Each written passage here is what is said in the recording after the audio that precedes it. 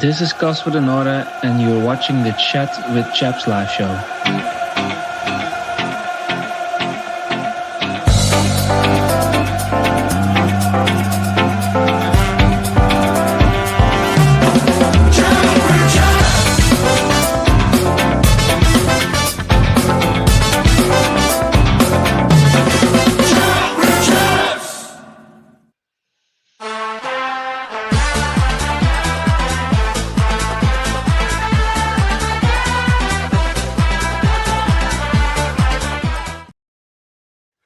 Good evening and welcome to the Chat with Chaps live show. I'm your host, Joe Zampa, and I hope everyone had a fantastic Christmas and Happy New Year to you all. Back to Chat with Chaps. As always, as you know, we are supporting Cancer Research UK, and everything we do for this channel goes to Cancer Research UK. So you can do your bit simply by liking and subscribing to the channel, and of course it all helps with the algorithms, the traffic flow and whatnot. I want to introduce my co-host. First up, the one and only Disco Steve. How you doing, Disco? I'm really good, Joe. Thanks. Evening to you and evening to everybody. Is that my background music? Yeah. I thought it's just you, like the old 70s. How's your weekend, Disco?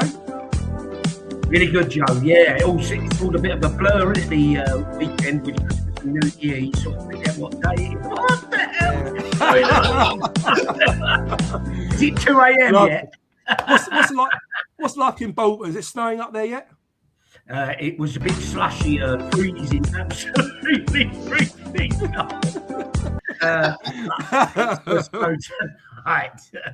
But it's warm in here, Joe. It's warm in bed. That's what George Michael once said, didn't he? Next to you, the guy who done some excellent hosting last week. Well done, Stato. It's Stato Stephen. How you doing, Stato? I was just wondering what kind of music you were going to be able to play for me, because that's going to be a bit of a struggle, I think. I was just waiting for it. No, I'm very well. I was your deputy last week, but happy to give the reins back to the leader of the live. But another win to talk about, which is absolutely brilliant. Yeah, amazing. And last but certainly not least, is a Sicilian godfather himself. It's been a while since you had it on the live show. It's Angelo Miliotto. How you doing, Angelo? You good? Yeah, good, mate. Really pleased to be back on the live with you guys. Looking forward to it. Excellent. And is your latest Angelo analysis out yet? No, we're going to do it tomorrow, because obviously you had the post-match, then we got this tonight. So, yeah, it'll be done tomorrow, right. Mate. Excellent. So all you listeners out there, guys, I mean, I'm sure a lot of you tuned into Angelo's analysis. It's absolutely brilliant. And the passion you show, Angelo, when you do it sometimes, especially when we're conceding goals and stuff, it's just honestly it's brilliant. It's so good to watch. So if you haven't watched it, guys, already, make sure you tune in every week to watch Angelo's analysis. It is really good and it's doing really well. Right, so again, big thank you to our sponsor, Spectrum VR.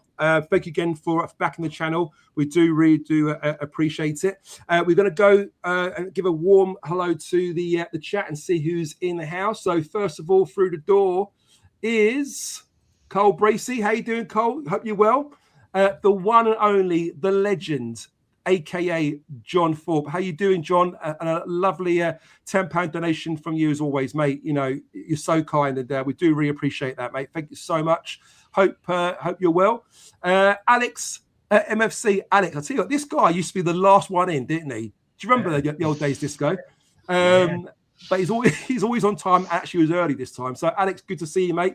Friend of the show, Jeff Chandler. Happy New Year. Hope you're well. Our new listener from Mexico, saludos, is Aldo Mesa. Thank you for the very kind donation, the 20 Mexican dollars. I really do appreciate that.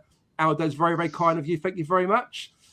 Max Anthony, good to see you. Tommy, good to see you. Matt Richards, hope you're well, mate. Are you out tonight with a certain Mr. Clark on a date night? Hope you're well, Matt. Biggie in the house, hope you're well, mate. Hope you're good. Andrew, good to see you. Craig Jones, hope you're well, mate. Hope you had a good Christmas. Dave, how are you, mate? Husey, hope you're good, mate. Hope you're back on the mend and feeling good. Drop me a DM later. I mean, how you getting on? GB, good to see you. Jeff Cook, friend of ours, friend of Disco's. good to see you. Leslie, good to see you. Hope you well. Roger, good to have you on board. Sam, good to see you as well. Ken, hope you're well, mate. Good to see you. Oscar, good to see you on Sunday as well, mate. Hope you're good. Chris Barron, how are you, mate? I hope you're well, Chris. Hope you good Christmas. The lovely Bex, there she is, still working. Got her thermals on at the moment. Mummy Jones in the chat. Hope you're doing well, Mummy Jones. Fallsy, good to see you. Colin, hope you're well. Barry, God, it's a full house tonight. Barry, hope you're well, mate. Born Free, Die Free, good to see you. Andy Roberts, hope you're well. Lee, Mark Murphy. Wow, here we go. A bit of disco. Gaz Lyon. And I think we're pretty much there. Glenn E, then good to see you, mate. The Awful Gambler just coming through the door. Good to see you, Dan. Hope you're well. Jeff Cook, good to see you, mate. So here we go. Connor's in the house. I think we're there, guys. Rob Morgan, good to see you, Rob. John, good to see you, mate. Hope you're good. Woody, good to see you. And a lovely donation here from Lion in Waiting. Mate, that's so sweet of you. £20 donation. Thank you so much. As you know, guys, if you're new to the channel, everything we make, this channel goes to Cancer Research UK. So, again, your contribution there, Lion Waiting, and Aldo, and of course, John MFC as well. It all goes to Cancer Research UK. So, thank you so much. Dave Turner, hope you're well. I think we're there, guys. Matt Richards, I can't afford Phil Clark. No one can. And the lovely Roslyn, hope you're well. Hope good to see you. Oh my God, Roger, that's so sweet of you. 19.99, 20 quid from you as well, mate. That's so sweet of you. Thank you so much, guys. Honestly, we really do appreciate it. So thank you so much. Right, guys, let's kick things off. So Sunday, Millwall played Swansea. What a game! End-to-end stuffs. That second half was a little bit back against the wall at the start of the second half, but I think we got that goal that we truly did deserve. Will you say so, Sato? Yeah, can I just say, actually, Mummy Jones, who is in the chat, was there on Sunday. We finally convinced her to come to a game this season. Is she a good luck homer now, is she? Well, kind of. To be fair, she called the first goal when the ball came across. She went, "This is it," and obviously we went and scored. So she is a little bit of a good luck charm. Obviously, we were cursing the Swansea goalkeeper who had the game of his life. Oh, he played a blind. I don't know what he was on before the game. I tell you what, he was unbelievable. Statter, before you speak, mate, sorry about that. Very quick one. I noticed that our likes are getting better on our live shows. The last live show, I think we got 158 likes, which is really good. Can we put a challenge to our listeners, guys? What number can we give them to go for in likes for this show so we can review it on the next show? What would be a good figure that's realistic, that's not too high? Bear in mind, our likes have been between 100 and 150 for the last sort of like a couple of months or so. What's a good number? Well, 150 to start. We've got to get to 160. Well, we've got to beat the last one. 160. Well, it was 158 last time. Can we go a bit higher?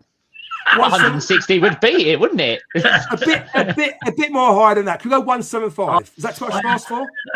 Higher or lower? Disco, higher. Higher for me. Higher. Let's go 175. Does that sound all right? 175. Why don't you just go for the 180? We just seen the darts, and we come on. Oh, I love that, Angelo. Here you go. Let's go 180. Let's go for it. Guys, you know what to do. If you're watching this now, give the show a like. Let's get to 180 likes. We've never got to 180 likes before. So if you do that, that'd be really, really helpful. It will help the algorithms. It will help us generate more money for Cancer Research UK. So please like the show if you haven't done so already. Sorry, Stato, over to you, mate. Just before I carry on, there's a question from Born Free. When did we last score from a corner at Crystal Palace in the Carabao Cup? Ryan Leonard. The header was from a corner. So there's the answer to that question.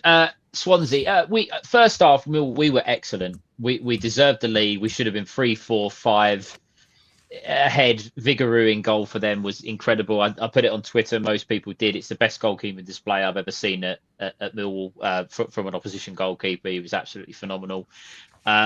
Second half, I joked in the chat in our WhatsApp group to say, are we going to sit back or are we going to go for a second? And we just come out and we just didn't play very well, and Swansea kind of took the ball by the horns, if you will. But we kept going.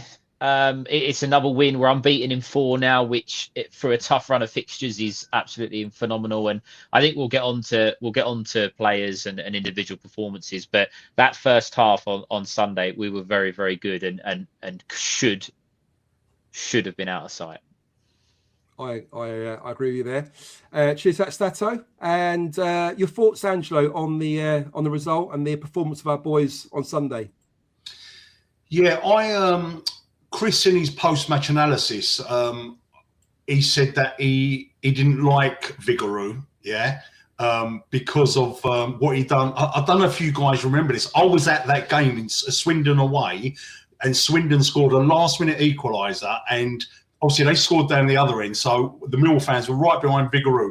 He's turned round and he has given it to us big style. And then when the final whistle went, he done it again. He was just like jumping at us and waving at us. And ever since then, I hated that geezer's guts. And every single time we've come up against him, he's always had a incredible game. And like Stato just said, I've been going to Millwall for 35 years. That is the best goalkeeping display I've ever seen, mate. But coming back to Millwall, first half, we were unbelievable, mate. We could, if it had been another goalkeeper, we could have been 5-0 up, mate. It was a fantastic first half performance. I was a little bit scared, actually, because we started against Hull, didn't we? The first 5 minutes, we were just all over them, and then we ended up losing that. But no, it was great, mate. Really brilliant performance. But again, like Stato said, we took our finger off the pulse in the second half, but we got there in the end, didn't we? Definitely, and we will talk about the players' individual performance in a second. And coming to yourself next, Disco. What's your thoughts? Groovy. I thought it was a real groovy game. Turn that off, bloody hell! Can't concentrate. Good. Listen, it was an excellent start, wasn't it? I think we all were a bit worried. Would we have the energy levels to sort of get a fast start? But we did that, and the first half performance was excellent. It's interesting on the keeper front. I don't know. I watched a bit of the EFL highlights last night, and did you see Bazunu after that great save against us for Southampton? Yeah. He then had a stinker against bloody Borough, and definitely was at fault for 2, if not 3 of the goals. So it's amazing, isn't it? How teams, players can turn it on one day and then not the next. And it was interesting. The Middlesbrough manager apparently was saying every keeper they meet at the minute is playing a worldie. So, well, you want to be a bloody Millwall fan right now? We've got exactly the same. But yeah, he was excellent, wasn't he? And I must admit, maybe it was me being glass half empty. I thought it was going to be one of those days where we're never going to bloody score. And then for an absolutely class finish from the BFS, started it all off. We took our foot off the gas a little bit, or Swansea up their game, second half, a little bit mirrored of the Bristol game, wasn't it? So started to get a bit frustrating and worrying. But then when you look at you take the emotion out of it, you look at the actual chances created, we did more than enough even in the second half, because he made a couple of stunning saves in the second half, didn't he? If 2 or 3 at least. And then actually, you'd probably argue he should have saved the goal, but who cares? Great header, great goal. What a great ending. And the atmosphere must have been phenomenal for you guys. Yeah, no, it was incredible. It really was. Guys, before we sort of dissect the players' performances, we've got some news here, and it's some positive news. I don't know if you've been on social, whether you sort of see much of what was spoken about recently, but I'm going to give you a bit of a drum roll here. So, the Chat with Chaps podcast has actually been nominated for the best podcast of the year in the Championship. This is by the Deck EFL. So, guys, I'm asking you listeners out there watching or listening at the moment, if you could please spare 30 seconds to please go and vote for us. It would generally help the channel out if you did that. So I'm going to put a link in the comments, and there will be a link in the bio, which we'll sort out for you afterwards. So I'm going to put that in there for you now. And just to kind of demonstrate how easy that is, that's in there now for you guys. You copy and paste, or you can click on that, do what you want. And just bear with 1 second. I'm just going to try and get a bit of a screen share going on here. Where are we? Joe has properly upped the tech game today, isn't he? He's got his sound effects and sharing screen and everything. I know. You frightened him last week, Stephen. That's what it is. It's very, very, very easy. You go to the website here, guys, yeah? And literally the first one there is Championship Podcast of the Year. You can click on Chat with Chaps. You could click on Ram's Review, Benjamin Bloom's second tier podcast, but hopefully you'll pick Chat with Chaps. And then you don't have to go for the other. You can literally scan through it very, very quickly and just click next. There's 10 pages. Click next, get to the end and press submit. So it might take sort of 20, 30 seconds for you to do that. So, guys, if you can please do that for us, I would really do appreciate it. And Joe, that'd be a massive help for us. Yes. Can we also add that Dan Marsh is also up for an award and the same? He's up for journalist. Is it journalist of the year for the championship, or is it EFL? Or I think it's on about page 5 or 6, somewhere in the middle. But if you go through it, guys, you see the vote for the championship journal of the year as well, journalist for the year. So again, if you don't mind, give him a selection as well for his nomination. So it'd be good to help him out as well if you don't mind doing that for us. Joe, can I ask you a question? Yeah. Is there a section for like pundits' biggest miss ever at the Den on the? No, we all know that's Stato, don't we? So like, unless it's not one of the nominees, it makes it a little bit of a foregone conclusion. Actually, it's between you two, isn't it? It's between Stato and Joe. Yeah, it is. Maybe next Christmas, Stato. We'll put up for next Christmas. Let the listeners decide. Yeah. We'll get both of them up, shall we? To be fair, Joe. Last week we asked the viewers for their moment of 2025, and we come out with Ivanovic. We come out with the charity day. We had everything, and Alex, who is in the chat, come up with the best moment of 2025, and it was your miss. So you have the title, mate. You have the title, not me. No, I don't believe that for a second. Alex won't do that to me, honestly. He won't do that to me. But let's sort of dissect it, guys. So look, we'll start off with yourself, Angelo, this time. So we played a 4-4-2 formation, didn't we, Angelo, against Swansea? And we will talk about our strikers at the end. But let's start from the back. What did you make of Max Crocombe in goal? How do you felt he played? I thought he made a couple of good saves, but for some reason his kicking has just gone all over the place, isn't it? There was one terrible kick straight down the middle in the first half, which almost gave him a goal.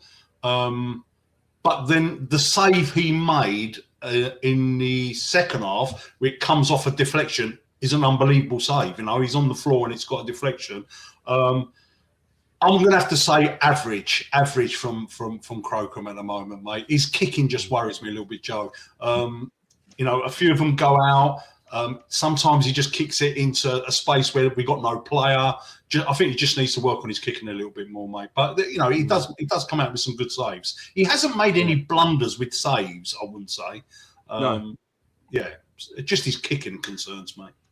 Cool, nice one. Cheers, Angelo. And how about yourself, Disco? Bit like music. He's really divided opinion at the moment, isn't he? I think. Look, a mate of mine can't believe that people are knocking him right now. He's saying his save percentages are up there with some of our better ever keepers. And as Angelo said there, he did make one particularly very good save in the second half and a couple of others during the game. But I go back to what we said, and we'll no doubt do it again later. I'm with what Chris said in his post-match. Look, if we're really serious about getting into the top 6 and maybe even better and actually getting promotion, a really, really top-notch keeper without the sort of mishaps that he has, I think is definitely needed. That's not derogatory of him. He's more than capable, and I'm happy. If we don't sign a keeper, I'll be happy to keep him in. But I just think we could do slightly better, I have to say. I agree with you. And coming to your next Stato, what did you make of Crocombe's performance? Was you happy or not with his kicking? Seems to be a bit of discussion. The kicking, the one in the first half that I think Angelo is referring to was absolutely shocking because he was out of position as well, and the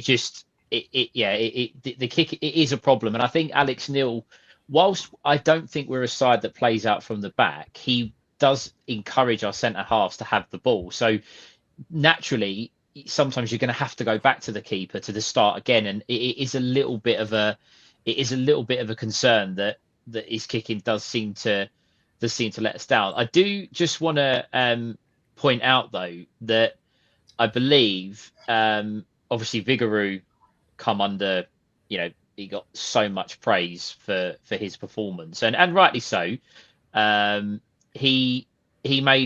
made 5 saves in the first half, and he made 3 saves in the second half, if you can believe that. However, Crocombe was only 2 saves behind him. Now, we're all talking that Vigouroux was outstanding. It's the best goalkeeper in display. He's kept them in the game. He's this, that, and the other. Crocombe's stats are up there with the other goalkeepers. I think you touched on it, that his shots percentage that are saved are very, very good. And ultimately, if the goalkeeper keeps the ball out of the back of the net more often than not, you're going to have a chance to win games. And I think I do agree with the guys that maybe longer term, I think that we probably do need a better goalkeeper. But if you really look at Crocombe and drill down a little bit, he's actually earning us points. He earned us points against Bristol City for a start. There's other games where QPR, for example, we could have been 1-0 down straight away without him, making his debut, making a really good save. So there is issues around his kicking, but he's a better goalkeeper than I think some people are giving him credit for. He's just maybe not the goalkeeper that you want long term. No, that makes perfect sense. I guess, what was he like second before his third choice, wasn't it? You say when he first joined us. So the fact, he's been forever present, I guess, for how many games now? And he's probably helped us out quite a few times with some good saves. We could be in a far worse situation at the moment, given our injury records. Joe, I do believe we could get promoted with Crocombe. He's not awful. We could still get promoted with Crocombe. Yeah, no problem at all. And Matt Rich made a good comment here. Bart's kicking was worse.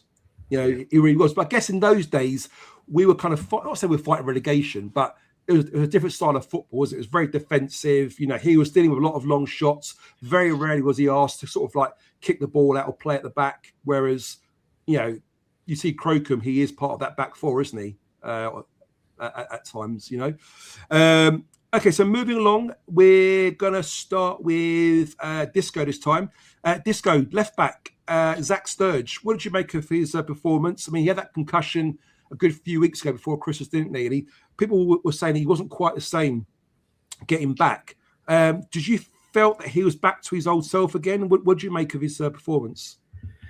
He's a bit rinse and repeat at the minute, isn't he? 1 minute he'll look really, really good and solid defensively and very good attacking. And then he just seems to go off the boil. And I'd say for him, it was a bit of a game of 2 halves, wasn't it? I thought first half he was decent. Second half, he started to get a bit of the runaround, didn't he? And probably surprised he didn't get hooked off a little bit earlier than he did. So I look, and I go back to, I don't want to dig the guy out. I think the guy's I think he's, again, one that's split an opinion right now. I think he's a good talent. Maybe that concussion had more damage than we sort of realise. But I think it's more down to the reality is he hasn't played a lot of first team football, has he, in his career so far? So he is still learning his trade, certainly at this level, but certainly at first team level. And I think he's the inconsistency is shown through that, where other players have been out on loan for a full season or more at lower league clubs. I don't think he's done that previously. And I think that's why he's inconsistent. But still very happy with him as a signing, and glad in a way that Alex is persisting with him. He's not just putting him in and then throwing him out after a bad performance. He's clearly his number one choice right now. Isn't he? And, good point. Hopefully he'll get stronger and stronger as the season goes on. Yeah, excellent point there. Stato, what was your thoughts on Zach Sturge? I don't know about you. I thought he had a great first half, but he certainly sort of tired a bit second half, didn't he? Maybe I don't know what happened there. I think there's a case in that he's probably targeted a little bit, because I think going forward he's your modern fullback, wing back, if you will. He's coming up at Chelsea. They have the blueprint's Ashley Cole. I know Ashley Cole was a very good defender, but he also went up and down. and the modern fullback, that's what we expect. We expect it from Tristan Crama. We expect it from Danny Mack, Ryan Leonard, the other side. It's no different on the left.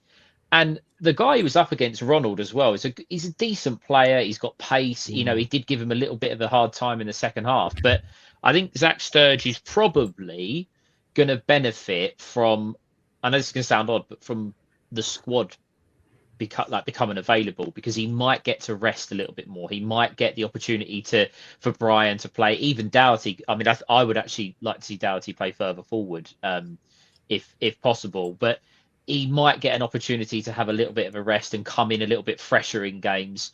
I think the concussion thing it's an easy one to go back to. He clearly was impacted by it. He was also poorly, I think, against Bristol City, so had to come off. So he's clearly not been quite right, maybe off the pitch, with an injury or illness or whatever. But I think going forward, he's excellent, and he gives us something that we need, because we get it from Crama. But if teams double up on Crama, you need it the other side. So I think going forward, he's absolutely fine. Defensively, I think there's still questions, but he will obviously get much better as he gets a bit older and gets that experience. Nice one. Cheers for that, Stato. Angelo, get your final thoughts on Zach Sturge. What do you make of his performance? So first of all, I think in 1 to 2 years' time, I believe Zach Sturge will be a phenomenal player. There's no two ways about it. What I find at the moment, which is really weird, he has one good game, one bad game, and one indifferent game. And it's almost like a pattern. But there's some games he is excellent, mate, and there's some games that he's like, all the goals are coming from his side of the pitch. So you just got to put that down to inexperience. It's his first season in the Championship. He had a nasty head injury. I like the guy, and I'm convinced he is going to be a super player. But like Stato said, once the players start coming back, let's give him a game here, give him a game there, and go from there. But definitely one for the future, mate. Yeah. What did you make of his performance though on Sunday?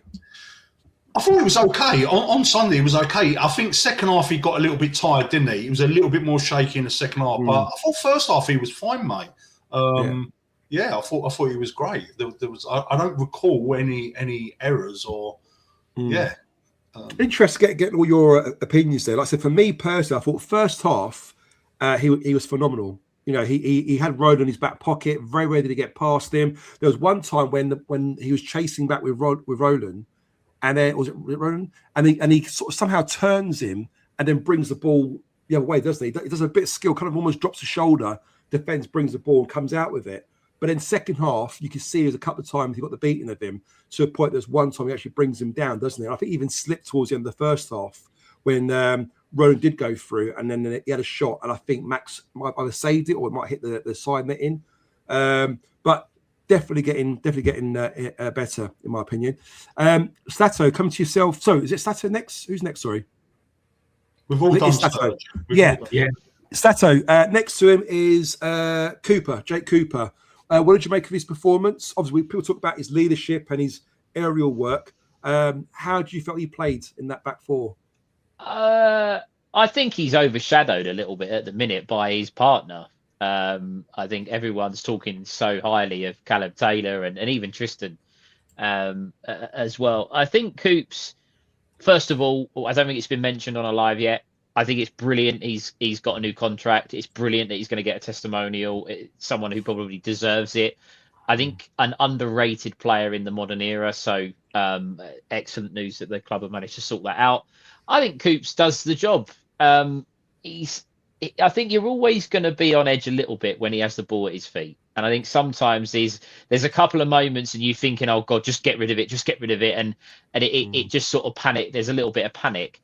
But we've said this plenty of times. The game at Portsmouth, when Jake Cooper wasn't there through suspension, we were all at sea and we made a team that's at the bottom of the league look incredibly good. And I think that's the biggest compliment when Cooper plays. I think Matt put in the chat there, Coops is the glue in our back four. And I think he does keep us together. He is a leader, whether or not he's the most vocal or he shouts or whatever it is that you want from a captain. But I thought he did the job and leads that back line very well. You got to remember that Caleb Taylor playing his first proper season at Championship football. Zach Sturge playing his first proper season as a full-time player with us. He was only on loan last year. Tristan Crama, his first full season in Championship football. Max Crocombe. You can reel off the squad. Cooper's been there. He's done it. He was in the trenches in League One. He was in the trenches when we was at the bottom of the league. He's gone through countless managers. So I think sometimes people get hung up on him when he makes a mistake. But as I see people say all the time, what player doesn't make a mistake that's playing in the Championship? So for me, pretty good on Sunday, but he's just being overshadowed by his partner at the minute. That's fair. That's a fair comment there. Angelo, what was your thoughts on Jake's performance on Sunday? You know, what is there more to say about him, mate? He's reliable. He's always fit. I can recall he done some nice threaded passes through the centre, which I love when he does that. You know, he finds these, like, instead of just launching it, you know, he threads a few balls through. Yeah, when he's not there, we miss him like crazy, mate. I echo what Stato says. I'm so pleased that we've given him another contract, and I hope that we give him another contract after that. You know, he's definitely, you know, one of our main men, mate. So there's no two ways about it. Nice one. Cheers, Angelo. And Disco, before you come to yourself, just want to read this out from Gaz Lyon. It said, RIP to Maurice Wakeling, who died last night. Sat in block 15 in the Dockers.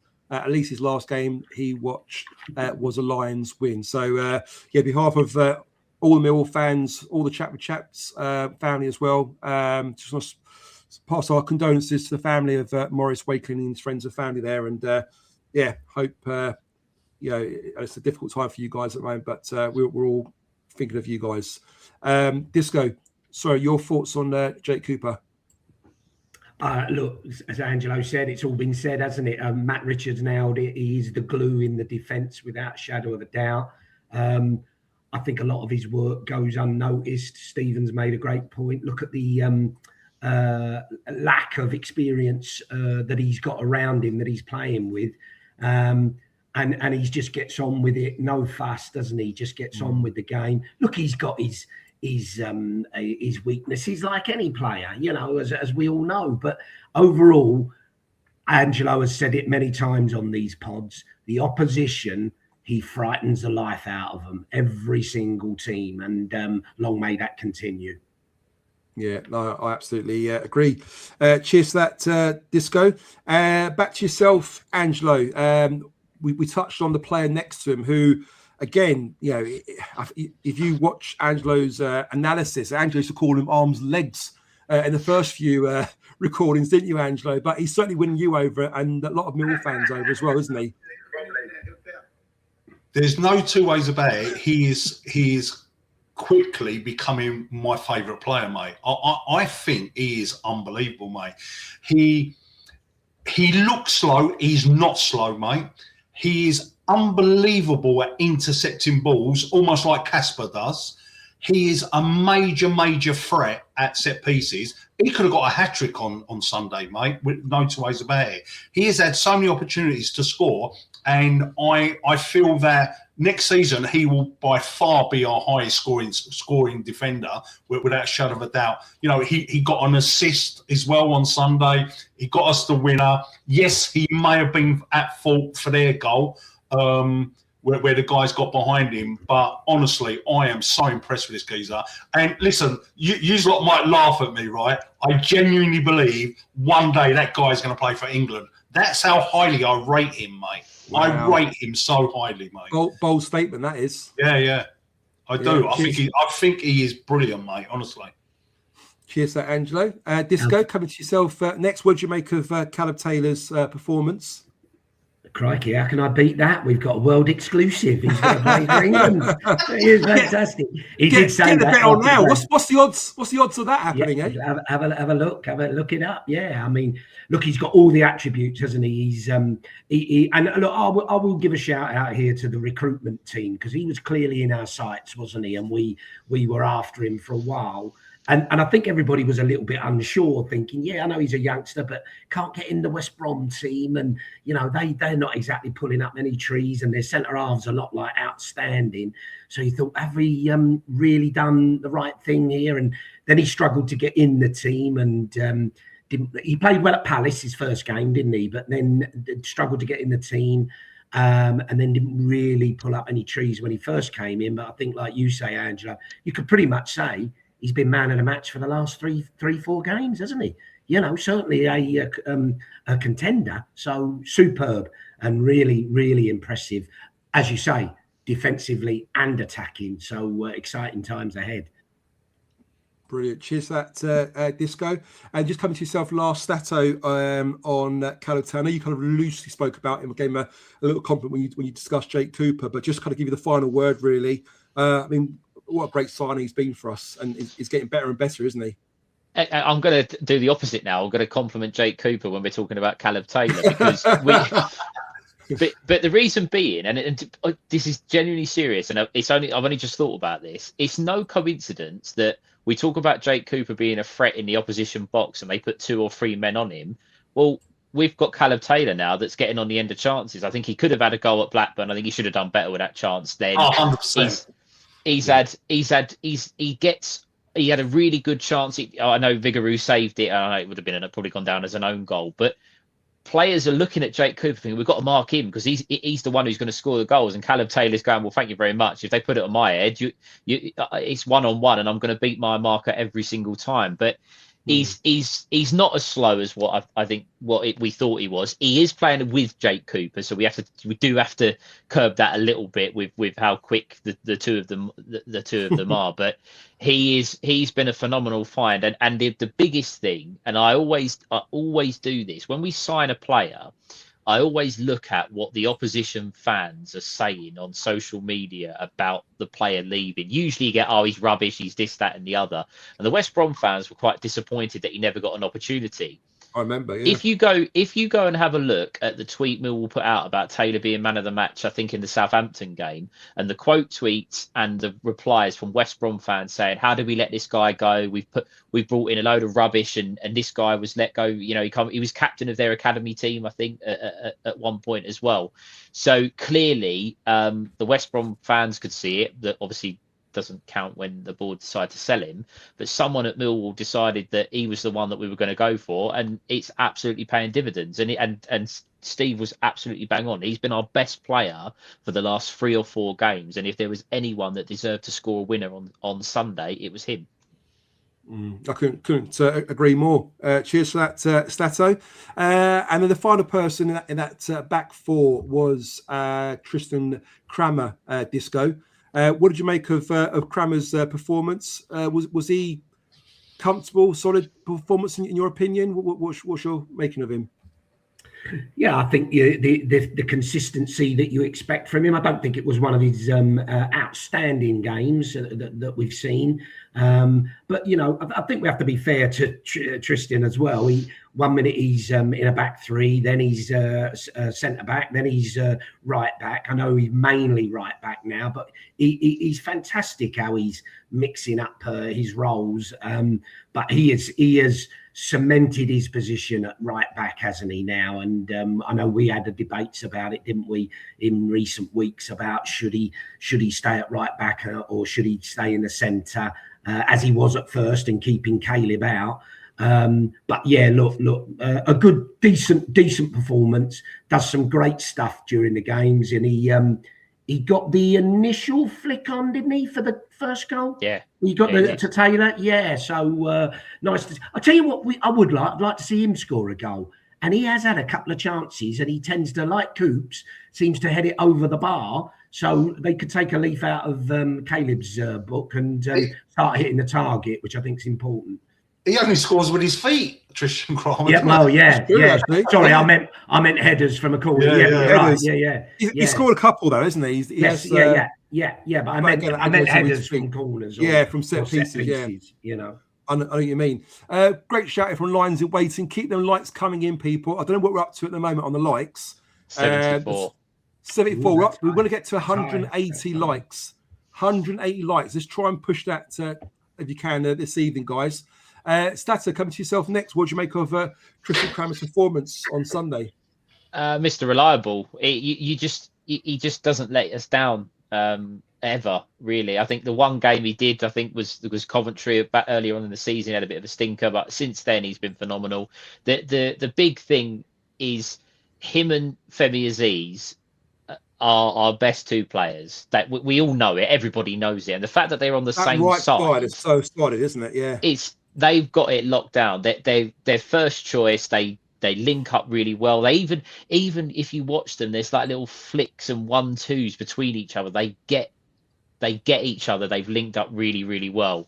Little bit like, it's different players, of course, but a bit like Marlon and Jed used to. They linked up very well down that right hand side, and these two are very, very similar. I think Crama in the last couple of games has been overshadowed by Gareth Taylor, and we're not talking about him because of how good Taylor's been. But Crama doesn't let us down. He puts in a shift every single week. There was one incident, I think, where he got tackled and he was sort of holding the back of his leg, and you're just thinking, oh no, not it. That's one you really don't want to lose. But he's just a machine. He just gets on with it. And I know we'll come on to Burnley later, but please, Alex Neil, if you're watching this, please rest him at the weekend. Do not play him and save him for Watford. But that's how important he is. That's how important. Absolutely, he is. we do need him. Andy Roberts just said only 157 people viewing on YouTube. So we get people viewing this channel through Twitter, through Instagram, I believe, through YouTube. So guys, if there's 157 of you on YouTube at the moment, and we've got how many likes so far? 80 something. 74. 74. So that means half of you have liked it, and the other half viewing right now. Yes, you looking at you at the moment. You wait, 88. It's jumped up 88 now. 88. There we go. Guys, do us a favor. I'm talking to you. Make sure you come out and like it, and come back in again. Don't forget, because I know you're going to forget later. So do it now while I'm asking you. Cheers for that, Stato. Really do appreciate it. And come to yourself, Angelo. What's your thoughts on Crama's performance on Sunday? His performance on Sunday was as normal, 8 out of 10. You know, he's 8 out of 10 every single week, isn't he? Yeah. My biggest compliment, I've got two compliments I want to give Crama, is for a guy that hasn't even had one full season in the Championship. We're putting him right back. We're putting him centre half. Wherever we ask him to play, he's phenomenal. And he plays, right? He's one of the first names on the sheet now. I'm getting Jake Cooper vibes with his fitness, mate. Yeah. Apparently, he's got one of the best running stats in the club. He looks like he's always fit all the time. Doesn't get injured a lot. Touch wood. And one of his biggest improvements, I don't know if you all remember last season, you know, when he used to cross the ball, we used to like stick him in the upper tier. They used to go. That doesn't happen anymore, mate. So you can just tell that the guy's getting better and better and better. I can't remember the last time he put a shit cross where it's gone out of play. His all-round play just gets better and better and better. And the guy is phenomenal, mate. Again, what a signing, mate. You know, what a signing. Incredible, mate. Yeah. Hey, isn't it fantastic when he goes down the wing though, and he's neck and neck with a defender or a midfielder, and you think he's going to get done here, but he goes past them, doesn't he? And he keeps going. He sort of feints he's going to stop, doesn't he? Or cross, and he carries on going one more, doesn't he? He just sort of goes to the byline. Oh, I love it. And Disco, when he's racing down at wing, right, he's outpacing the defender while he's waving at Bex at the same time. I was going to say. I'm blowing kisses, isn't he? He's blowing kisses at her. He's waving at Bex and just like skinning everyone, you know? I know. Unbelievable. But guys, apparently there are a lot of clubs watching at the moment, I believe. Now, it doesn't say he's going to go.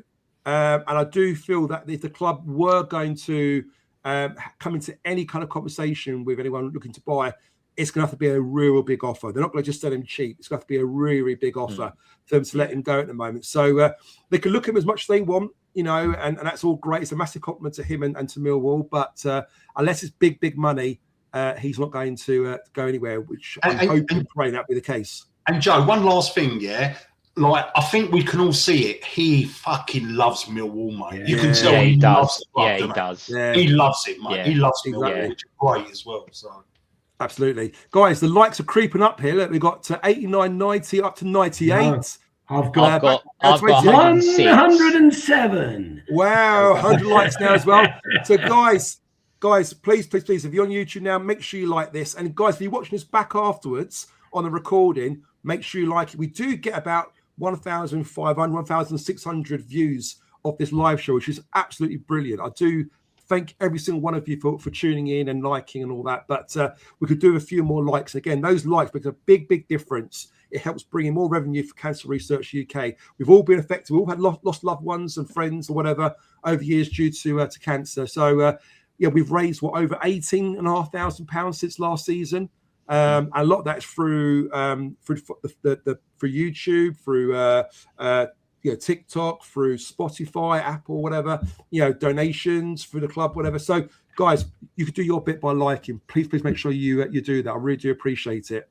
Okay, next person is Stato. Sorry, Joe, and it's worth dragging on about Crama. Yeah.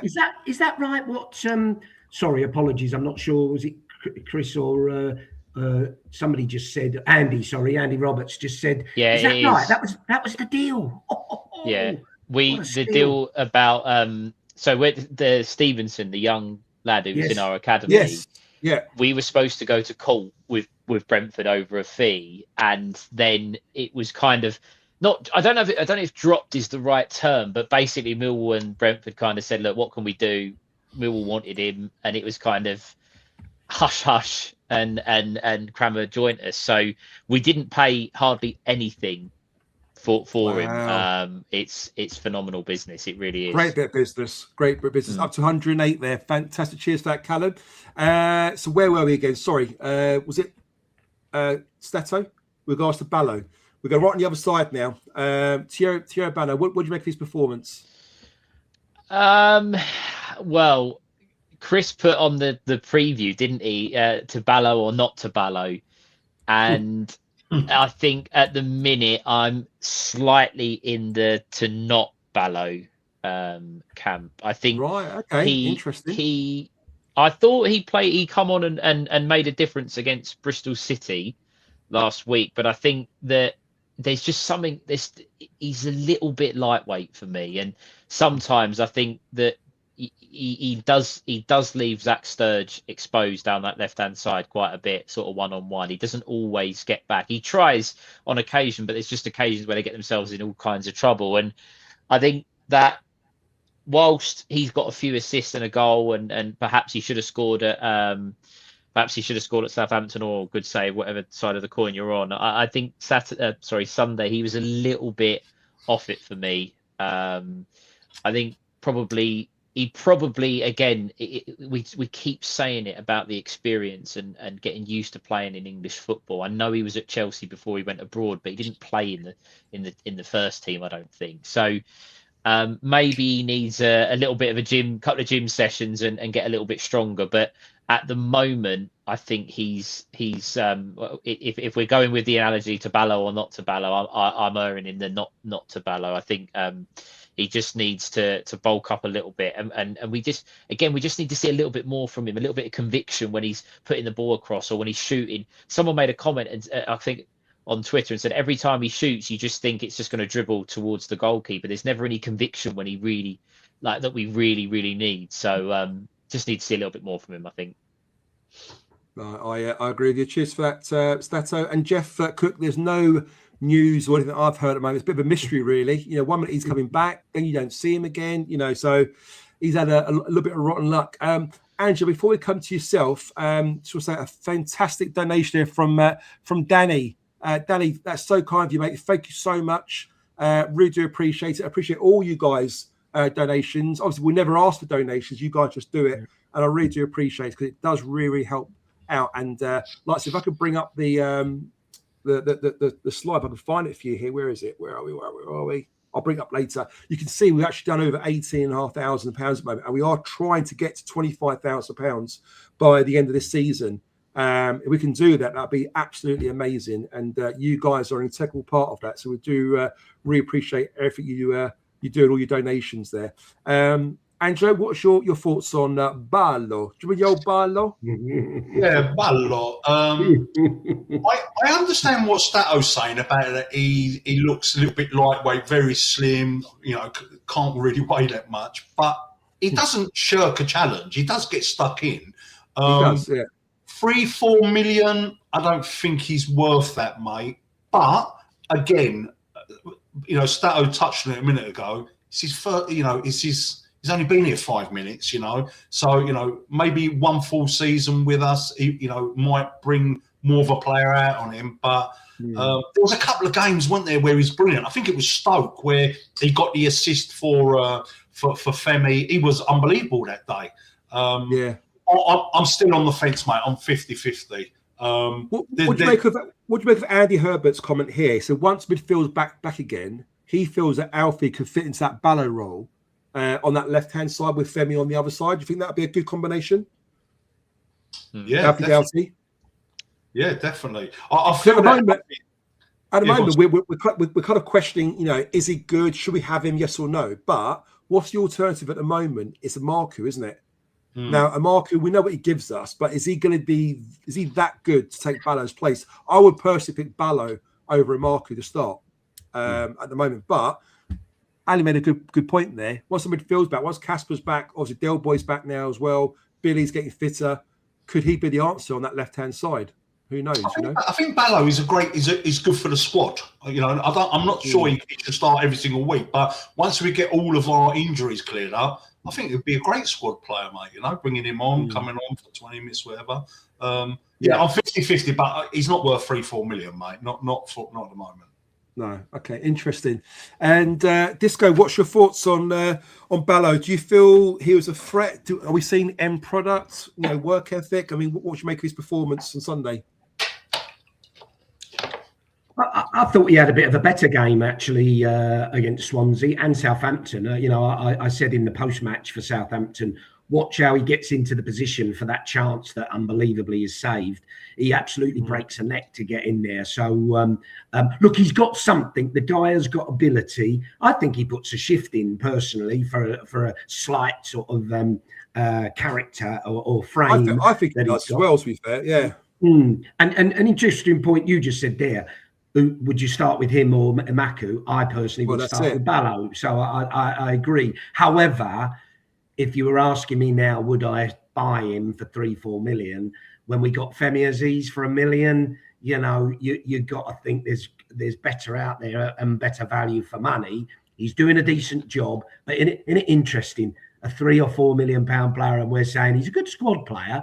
What We've come a long way. What bloody Millwall is this? It's unbelievable. We've come a long way since the Paul Goddard days, didn't we, Disco? Absolutely. It's been a big transformation, yeah.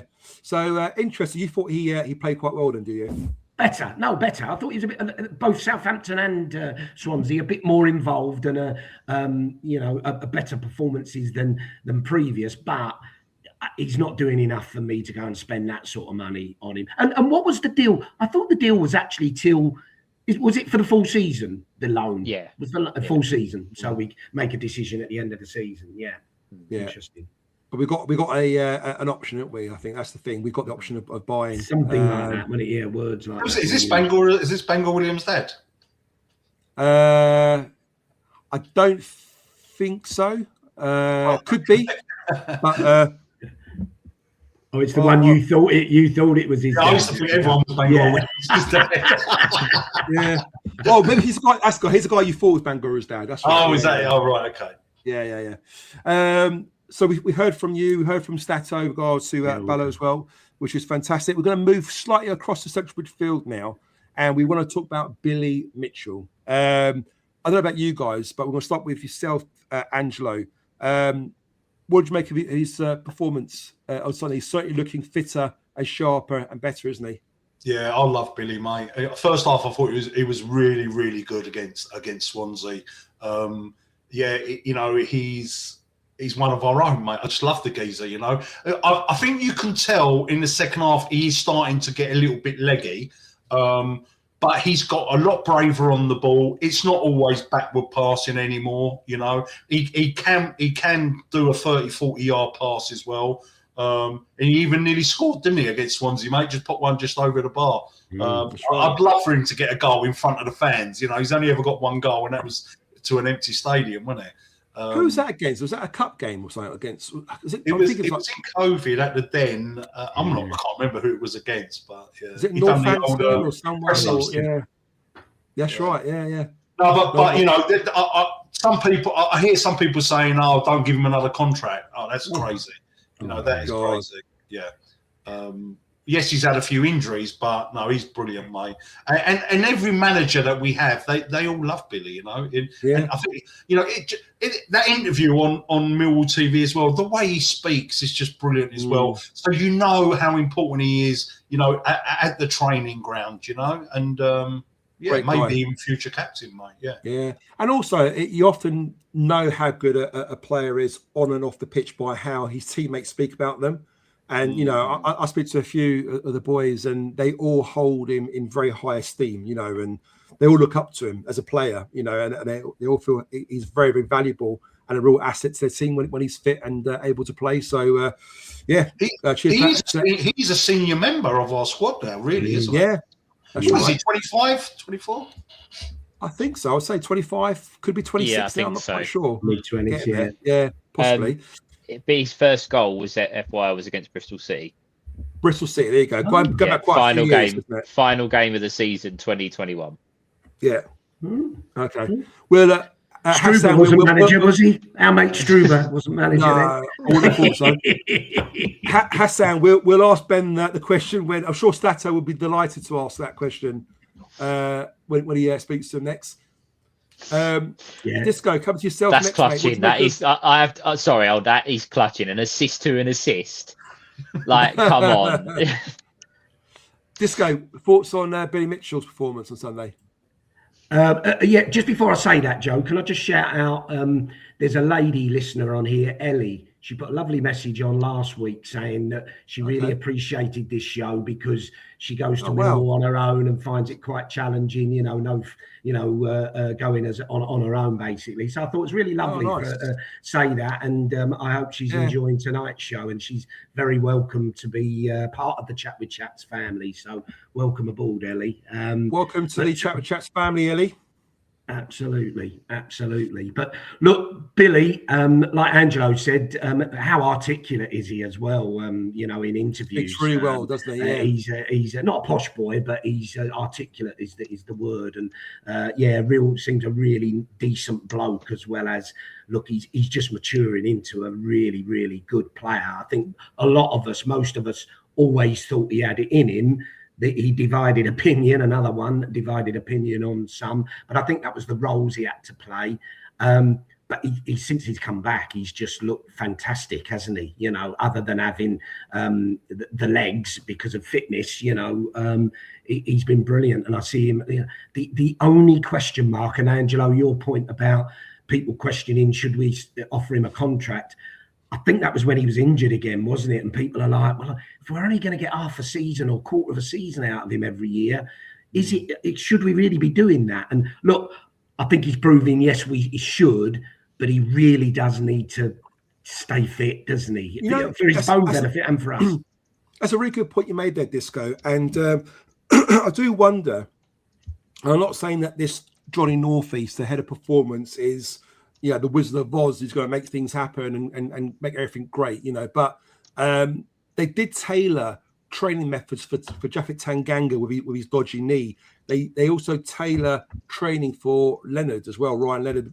And he's been pretty okay. I mean, he's had an injury against Oxford, didn't he? A few months back now. But what I'm saying is they tailor the training to individual players. I wonder whether they need to tailor training to Billy Mitchell to keep him a little more fitter, because he's a fit lad anyway. He doesn't need to be, being overexerting himself every single training session. So maybe that might be a way of keeping him a little bit more fit. Static, before we come to yourself, just want to say thank you to Simon Scott, which is unbelievable £10 donation here from Simon Scott. Simon, thank you so much, mate. We really do appreciate it. I don't know how much we've made tonight on donations, guys. It's so kind of you. You guys are still in the Christmas spirit at the moment, which is fantastic to see. And again, we do really do appreciate it. How many likes you got at the moment, guys, in the chat? Can you let us know? 120. 120. Oh my gosh! So we're 60 away from 180. Will we get there before the treble? We're in a single and a double top. Single and a double top. We'll see. But Simon, really do appreciate it. Bless you, mate. Thank you very much. Stato, what's your thoughts on Billy Mitchell?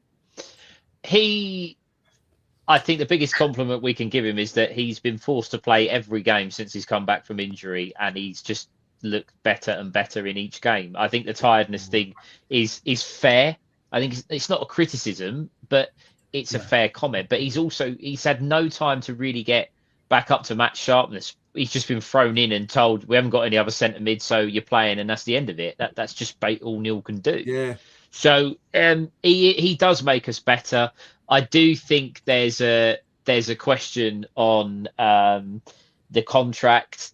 Jake Cooper's been given a contract. We all know that. His fitness record is absolutely incredible. And you look at Billy, and his fitness is a weaker part of his game. And I think the club will be looking at that and going, they probably want to give him a contract. The fans want to give him a contract. But are we going to get, 30 games plus out of him? And I think that's the kind of question mark. If he can keep himself a bit fitter, him and Casper are the two centre mids I think that would be first choice if everybody was available. And considering we've got, as we know, we've got 8 of them because most of them are injured at the moment, to be clear, ahead as first choice, just goes to show how good he's been. And when he's not on the pitch at the moment, it is making a difference. So hopefully he gets fitter. Hopefully, he can put some of the problems behind him. And if he does, I can't see why the club won't give him a contract. Let's hope so. Let's hope the club do the right thing. Come to yourself, Angelo. Just your final words on Billy Mitchell's performance. You done? I've done Billy, mate. Oh, you've done yours already? Yeah, of course we have. Sorry, mate. Yeah. Moving alongside him, I'm going to go to you now, Stato, to start this one off. What do you think, Joe? What do you think? What do you think, Billy, quickly? I think he's great. I think he's incredible. I think in an ideal world, if we had both Casper and Billy fit, and I'm not saying fit. I mean 100% fit, as in playing games regularly, top of their form, top of their fitness levels. I think we can beat most teams in this division, because what it does, it then changes the way we play. We'll probably go to our 4-4-2 preference, because we could play the 4-4-2 system with 2 really good, strong midfielders in the middle, covering a lot of ground and a lot of grass. But of course, to do that, you need 2 good forwards. Josh Coburn, he's coming back soon. Casper's coming back soon. So can they make it back in time for Watford? That's the plan. If that happens and Billy stays fit, I can see us doing a job on Watford away. So be interested to see how that goes. But no, I think his performance has been brilliant. It's getting better and better. When he plays, it so makes a big difference to our midfield. And as Stato said, as you say, guys, it's just keeping him fit and ready and available, and consistently being available each week is so important to our season. If he stays fit and Casper stays fit, I think we've got a good chance of doing well and hopefully getting through on the playoffs, So next to Billy Stato is Camille Negley. We saw the lineup 4-4-2. Since the 4-4-2 formation, we saw the lineup. We thought, what is this? Is it a 4-4-2? Is it a 4-2-3-1? But when the actual game started and you saw, Negley lined up in the central midfield alongside Billy, it was like, wow, this is a big move. But Alex still must put a lot of trust and faith in Negley to give him that position, that responsibility to play an important role in a certain midfield. What do you make of his performance? Before I get to that, there was again another question about Billy Mitchell, about his injury problems. This season, obviously we're halfway through. Last season he had big injury problems, but the 3 before, he played over 30 games twice and 40 games a few seasons ago. So it is only a new issue with injuries, but because it's been for 2 seasons now, that's where there's a problem. But I think it was John who asked the question, so I thought I'd clarify that. Camille Negley, I don't think he really did an awful lot. I think the fact that he's trusted to play in that centre mid role is obviously a big thing. Doherty, in my opinion, has been doing a reasonably good job. He could have stayed in the shirt. Negley clearly he's buying into what it means to be a Millwall player. I think if we're led to believe, his running stats are high, he does try. He is a trier. I just think sometimes we just need to see a little bit more from him. But I'll give him the benefit of the doubt on Sunday that he was asked to play in a position. He's probably never played centre mid really in his career, and he's doing a job for the team. So I'll take nothing away from that. But I think we probably just need to see a little bit more. What I would say, it was his ball into the box initially that led to the goal. I think Crama flicked it on. I know there's a few few touches before Ivanovic actually scores. But that's what you want from an attacking midfielder. Get balls in the box, good quality crosses in, and we score from it. And he got his goal against Bristol City. So he's slowly winning me round. With his effort and work rate, and he's just starting to show that he does. I think he does care, and he does want to improve, and he does want to do what the manager's asking him to do. I just would like to see just a little bit more quality on the ball at times, but it is there. I think it is there.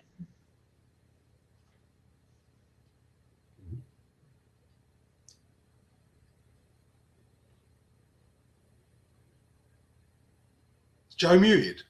Yeah, I don't know. I didn't know if it was me. Say, I was. Sorry, I was. Ellie, just we've all just stood there like. I thought it was my Wi-Fi. I thought, why are they so quiet for? Is it? Ellie, I just want to say that's what Disco said. Just get yourself down to the den. We're often hanging about by the blue bus, like a bit of a bad smell, don't we, Angelo? Usually most matches. So get yourself down there. There's lots of people going around. You can talk to lots of people, and hopefully we'll see you down there, Ellie. But make sure you keep coming. Angelo, what's your thoughts on Camille Negley and his performance on Sunday? Okay, Ben Green, if you're watching, switch off right now. I think Camille Negley, the last 3 games, has been bloody good, mate. Really good. And the biggest compliment I can give him is I found that he's been a lot braver on the ball, not panicking so much. Like, there's been a couple of situations where he's received the ball and some of our players, they treat it like a hot potato. They just want to get rid of it. He hasn't been doing that. I've seen him do a nice couple of sliding tackles where he's won the ball. There was a brilliant bit of skill against Swansea where he's cut in between 2 players. Is that the one where Vigouroux saves it? But he's like curled it into the corner. Yeah. I thought that was great play as well. Yeah. I feel that he's starting to grow into that. It's a shame because obviously he's going to be moved out of that position with all the midfielders coming back. But I felt that he was growing into that role and he was getting more confident on the ball. So I have to say I've been quite impressed with him the last 2-3 games, Joe. Yeah, interesting. And also this goes back to what we all said, and I know you very banged on that drum as well, Angelo, in your analysis that although Negley, yes, when we signed him, he was a winger. He did play on the wide right side for Sparta Rotterdam. But you can clearly see he's much better playing in the middle. Now, we often say we should play in the 10. But as you say, in a 5-man midfield, he has played that central role. But to ask him to do that role in a 4-man midfield, you're playing 2 centre mids, him and one other. It's a massive requirement and ask from him. But I felt he fulfilled those duties really well. Alex Neil came out about his stats, his running stats and his sprint stats are one of the highest in the team. He's a fit lad. He gets around the pitch quite a bit, doesn't he? And I think credit to him, he's earned his place, hasn't he? Yeah, and Joe, there was one game, mate. It was a home game. He got substituted and there was sarcastic cheers and claps. Yes. It wasn't long ago. It wasn't that long ago, was it? It was really cringy. Yeah, it was really cringy, and I thought, oh my God, that's horrible. Yeah, but you know something, mate? Since that, I've seen his work, his effort. Since that substitution, he heard all that, mate, and I think that's done him the world of good because since then his performances have improved immensely, mate, and that shows that he's a good character, mate. That he's took that stick. And he's like, right, I'll show you what I can do. And this is what frustrates me about RBW, because I'd like to see RBW do that, come out fighting, do you know what I mean? And credit to Negley, mate. He's slowly starting to shut a few of the fans up, and long may it continue. But like I said, it's just a shame that he's starting to play really well in that position, but he's going to soon not be in that position, so... Well, let's hope he shuts Ben Green up then and carries on with his performances. And Alex MF's made a great point here as well. He puts in a couple of dangerous balls as well. You see that left foot he's got when he gets in those areas and he's pinging those balls into the far post. They are dangerous. Yeah, he puts a lovely skill on there. Very good. Yeah. Very good. Disco, can you get your final thoughts on Camille Negley? What did you make of his performance on Sunday?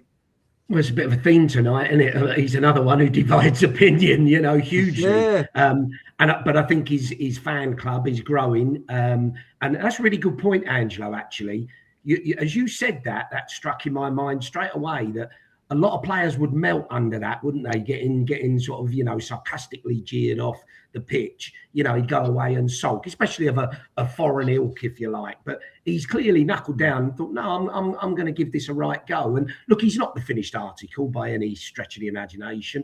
I thought he did contribute well, Stephen, on Sunday, and as has been said in the chat. Couple of great crosses. He's got a great cross on him. Those real dangerous curlers that just keep going and going and going. And those dangerous areas, isn't they? Yeah, exactly. So, and I think Chris nailed it in his post-match where he said maybe we've stumbled upon an option for certain games. How often do we play games and we're unable to unlock a stalwart defence or two blocks of four? Maybe that's when we'll need to shake it up a bit if we do get back to full fitness and the regular midfielders are in, where you could slot him in a sort of either a 10 or a bit of a deeper midfield role, but with the intent of cutting open defences and creating opportunities. So look, it can only be good for us if he carries on the trajectory that he's been. I think our money is well invested. Great shout, and cheers for that, Desco. Just again for Ellie, just want to let you know that Beck's comment there to you, I don't know if you saw that.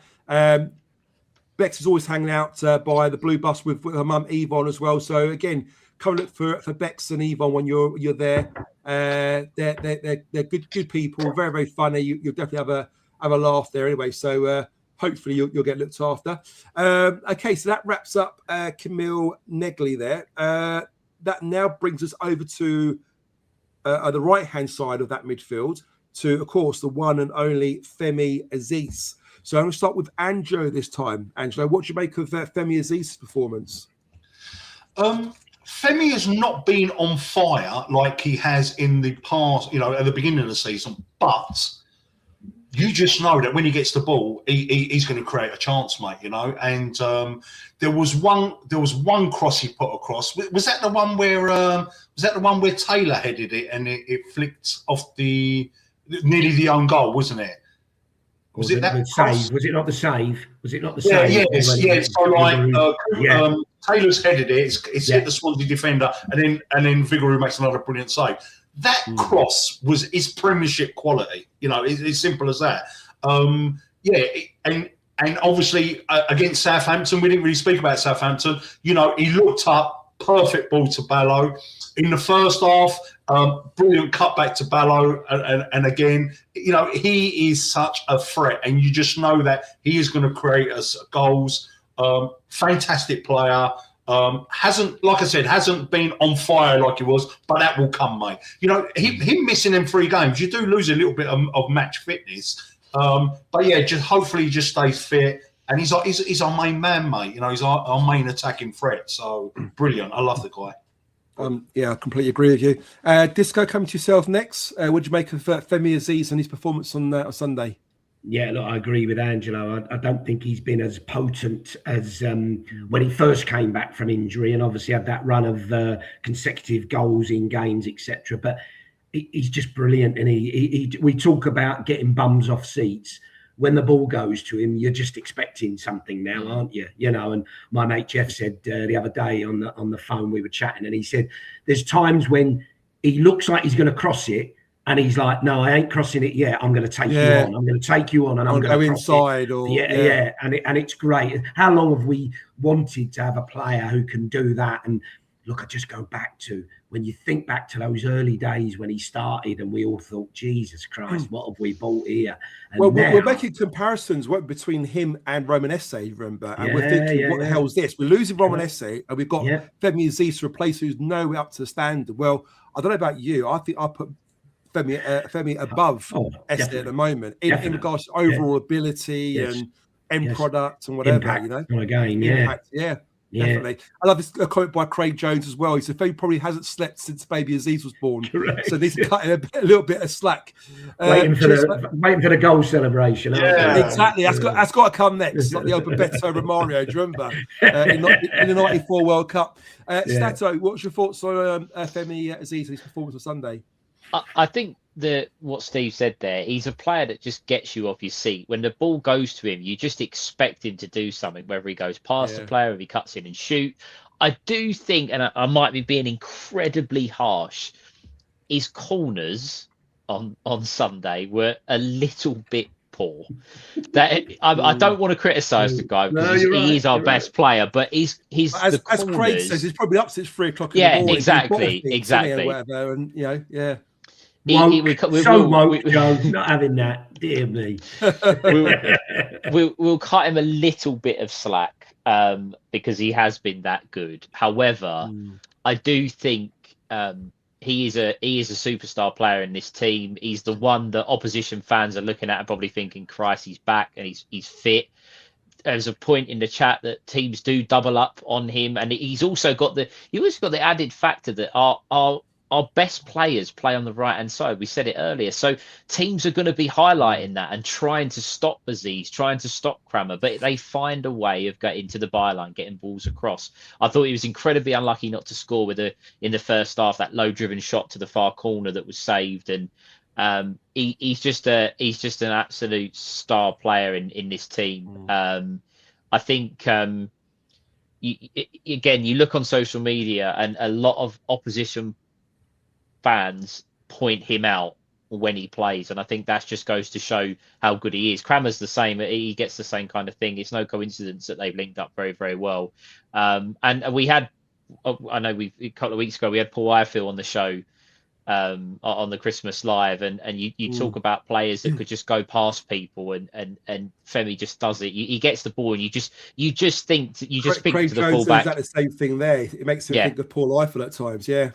He's got the ball at his feet. You just think he's going past you, mate, and you ain't going to stop him. And there's just no two ways about it. And he does more often than not. Superstar player in this team. I think Angelo's right. There is hints of Premier League quality in his delivery. As I say, I think the corners, maybe the set pieces, he needs a little bit of work on, and maybe coming back to playing regular football, he'll start scoring some more goals. But he's certainly one that we need him fit and firing because teams are scared of him. Yeah, nice one. Cheers to that, Stato. But for me, I think Femi is definitely one of our best players, are probably most feared players by the opposition. I think when you look at opposition, especially these TikTokers doing like their vlogs and whatever, they talk about Femi Aziz as the main threat. And if he scores against them, does really well against them, they always refer to him, that Femi Aziz. That Femi Aziz. So it's almost like they kind of almost hate him for it, because they know what a threat he is and how much they fear him. So hopefully he's one that remains to the end of the season at least. So good to have him, and let's hope he recaptures some of his goal scoring form in the next few games. Okay, so we've done our goalkeeper, we've done our defence, done our midfield. We're now, Disco, going to our front two. So as you know, we play with a 4-4-2 formation. Ivanovic and Langstaff up front leading it. We want to start with Langstaff, Corey Langstaff. What did you make of his performance, Disco? Really good. Look, glad he got another start because he's deserved it. With the effort, hard work, and contribution he's put in the recent performances. I'm still. I think it's more effort than quality, but that's we've got to balance that. Christ, we ask people to go out there and give everything, and my Christ, he does that with in spades. So well played to He's closing down and he's running is fantastic. My only frustration with him, and I know he missed those 2 chances, I'll give him a bit of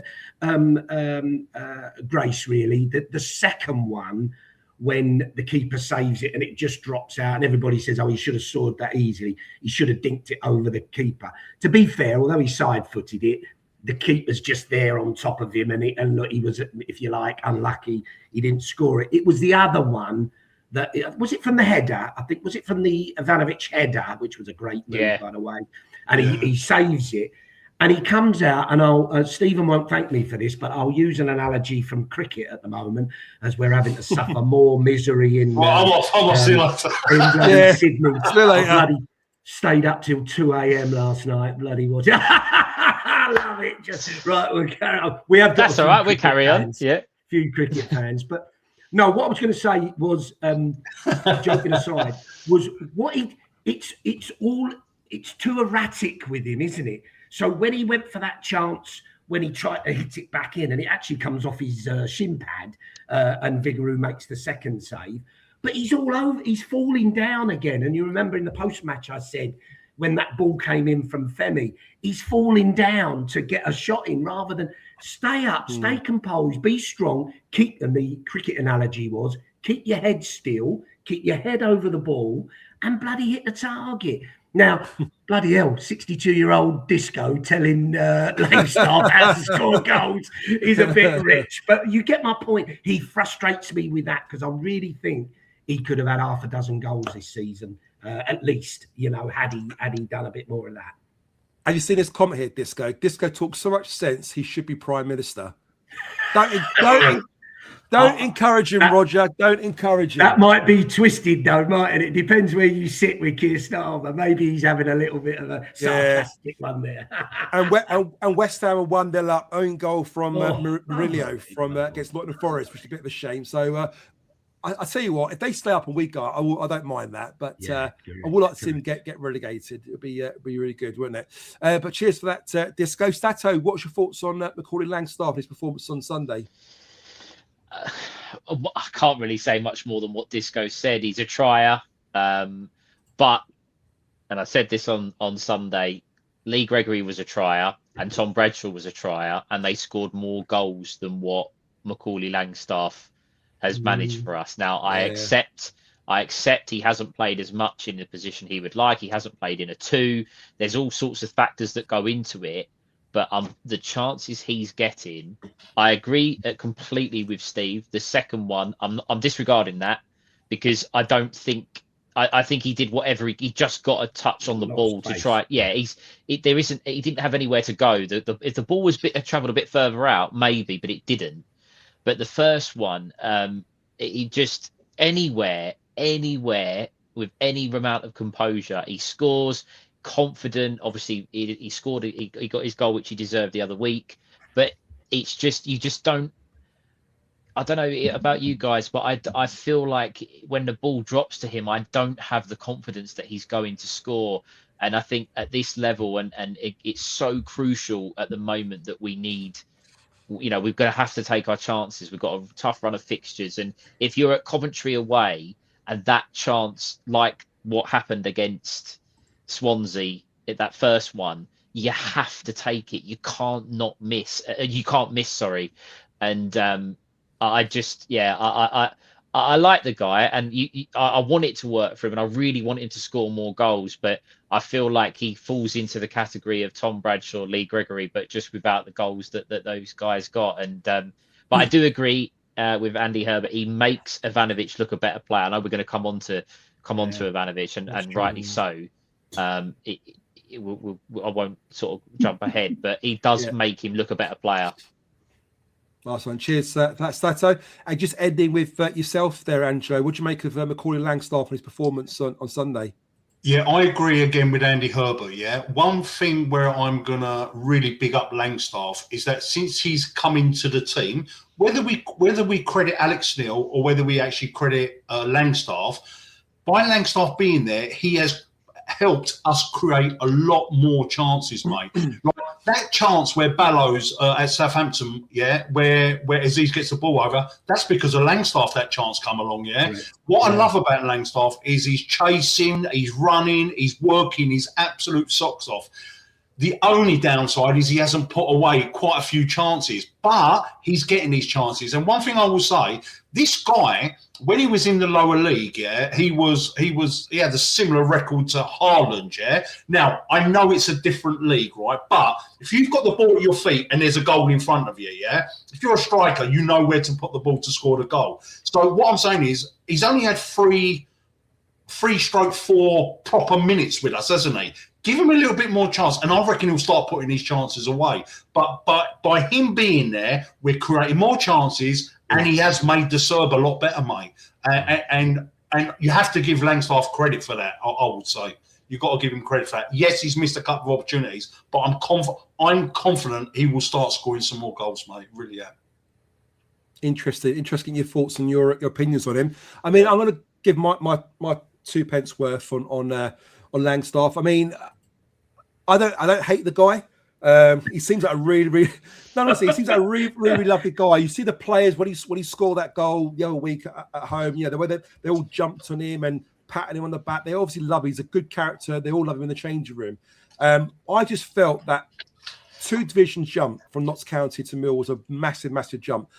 Yeah, their podcast guy at Notts County spoke about how he needs 4 or 5 chances a game to score 1 goal.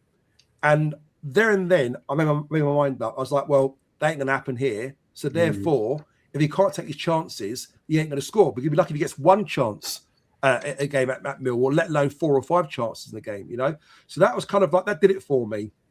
Then I watched him play. Yeah, didn't look very sharp in front of goal. Technically wasn't that great. I've watched him training a couple of times, and even his finishing training is not that great, But what you can't deny is his work rate. His work rate, his tenacity, his work ethic. He does try so hard. He puts a real shift in.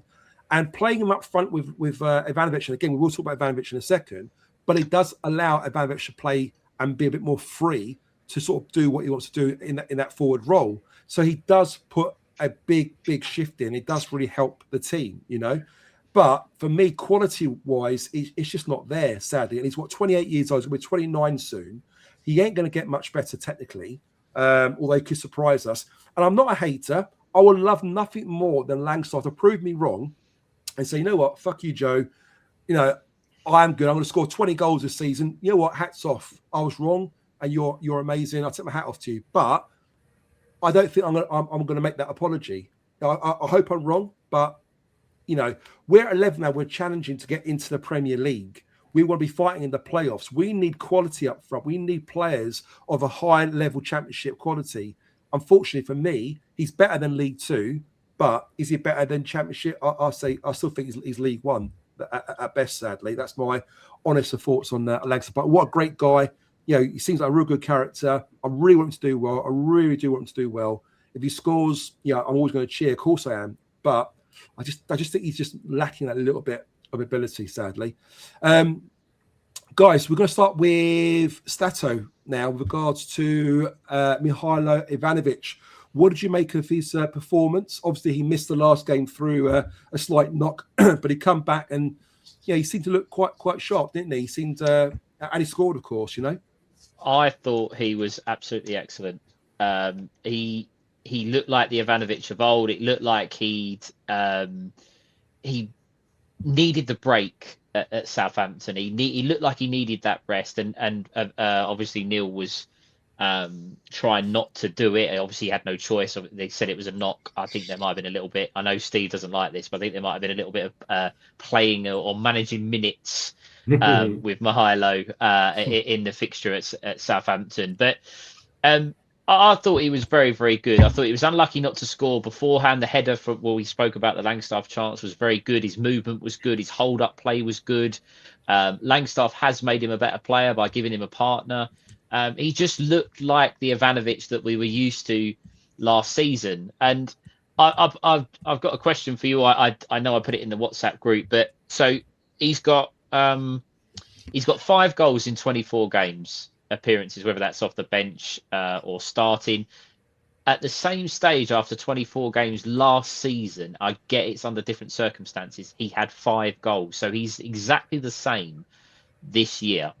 Does he get the 7 goals he needs to equal what he did last year? And does that make him a success?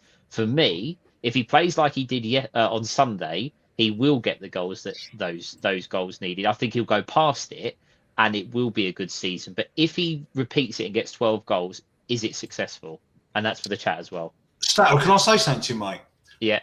I believe if Ivanovic carries on playing on his own, he ain't going to do it, mate. He's not going to do it. If we play somebody with him, I think he'll do it, mate. So whether that be Coburn, whether it be Langstaff, I think he'll do it. But if he's on his own, he won't do it, mate. I'm convinced. Yeah, I agree, and I think Alex Neil. I think he must see that, or if we are going to play a slightly different system, whoever we play in the 10, because I think Alex Neil would like that.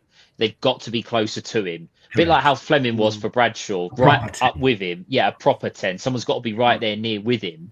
But I thought, going back to Sunday, I think he took his goal well. It was a great touch, good finish. I think he's unlucky not to score. Obviously, Vigouroux, as we've said plenty of times, but.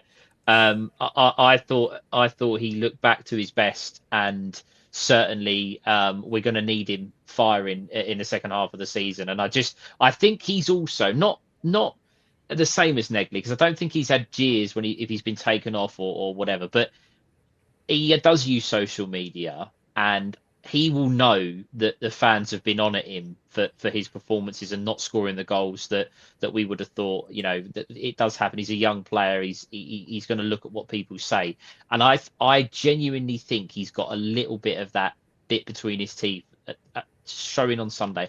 I'll show you. Get me the ball, play to my strengths, and I'll score you goals. And I think that was a little bit of a message to Alex Neil. Give him some help. And give me some help, and I'll do what you want for the team. Nice one. Cheers for that, Stato. Cheers, Big E. I'll check that in a second. Thanks, mate. So, Angelo, what was your thoughts on Mihailo Ivanovic? His performance on Sunday? On Sunday, I thought it was great. The way he took that goal, the speed. This is the difference between him and Langstaff. Langstaff wouldn't be able to turn as quick to score that goal. He'll be turning really slow, and that's what doesn't help Langstaff. But that goal was quality, mate. The way he spun and just hit it hard, and yeah, he's been very, very good. But is it a coincidence that he's been good since he's had a partner, next to him? I can also remember it might have been about 3 months ago. We was all thinking, "Oh my God, what has happened to Ivanovic?" Right, I was getting to a stage where I didn't want him to play. He was that bad, wasn't he? But slowly, he's got better and better, and I'm convinced that he has to play with a partner to get the best out of Ivanovic. We have to put someone next to him. But he has been great. He's been winning headers. He's got a little bit more aggressive. I've been seeing him pushing people off. The only thing I don't like about him is every now and again he'll pick up an opposition player. I hate that.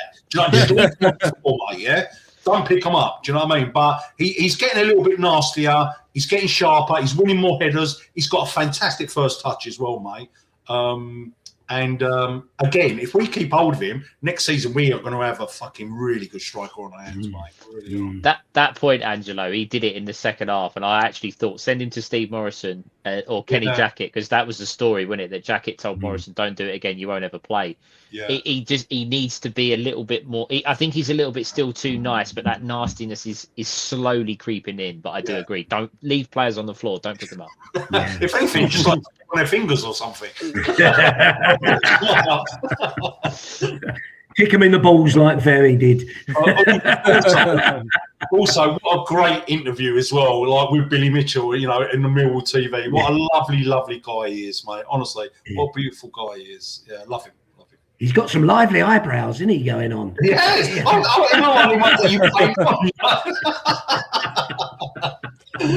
Oh dear. Right, so guys, I'm going to try to attempt to show you a picture. So Big E just sent me a picture of Macaulay Langstaff's post on Instagram. I'm not sure if Joe, you guys make can your see screen that. bigger. Make your screen bigger. So take us off the stage and put yourself bigger. All right. Okay. Good idea. Right. I don't know if you guys can see that. So I've got the light there in the background there. So there's a post there. You can see that where Langstaff is almost sort of like saying bye. That's it. Hold it there. Up a bit. Yeah. You just by the light. Does it say anything though? Does it say anything? No. On the post? There's nothing on there.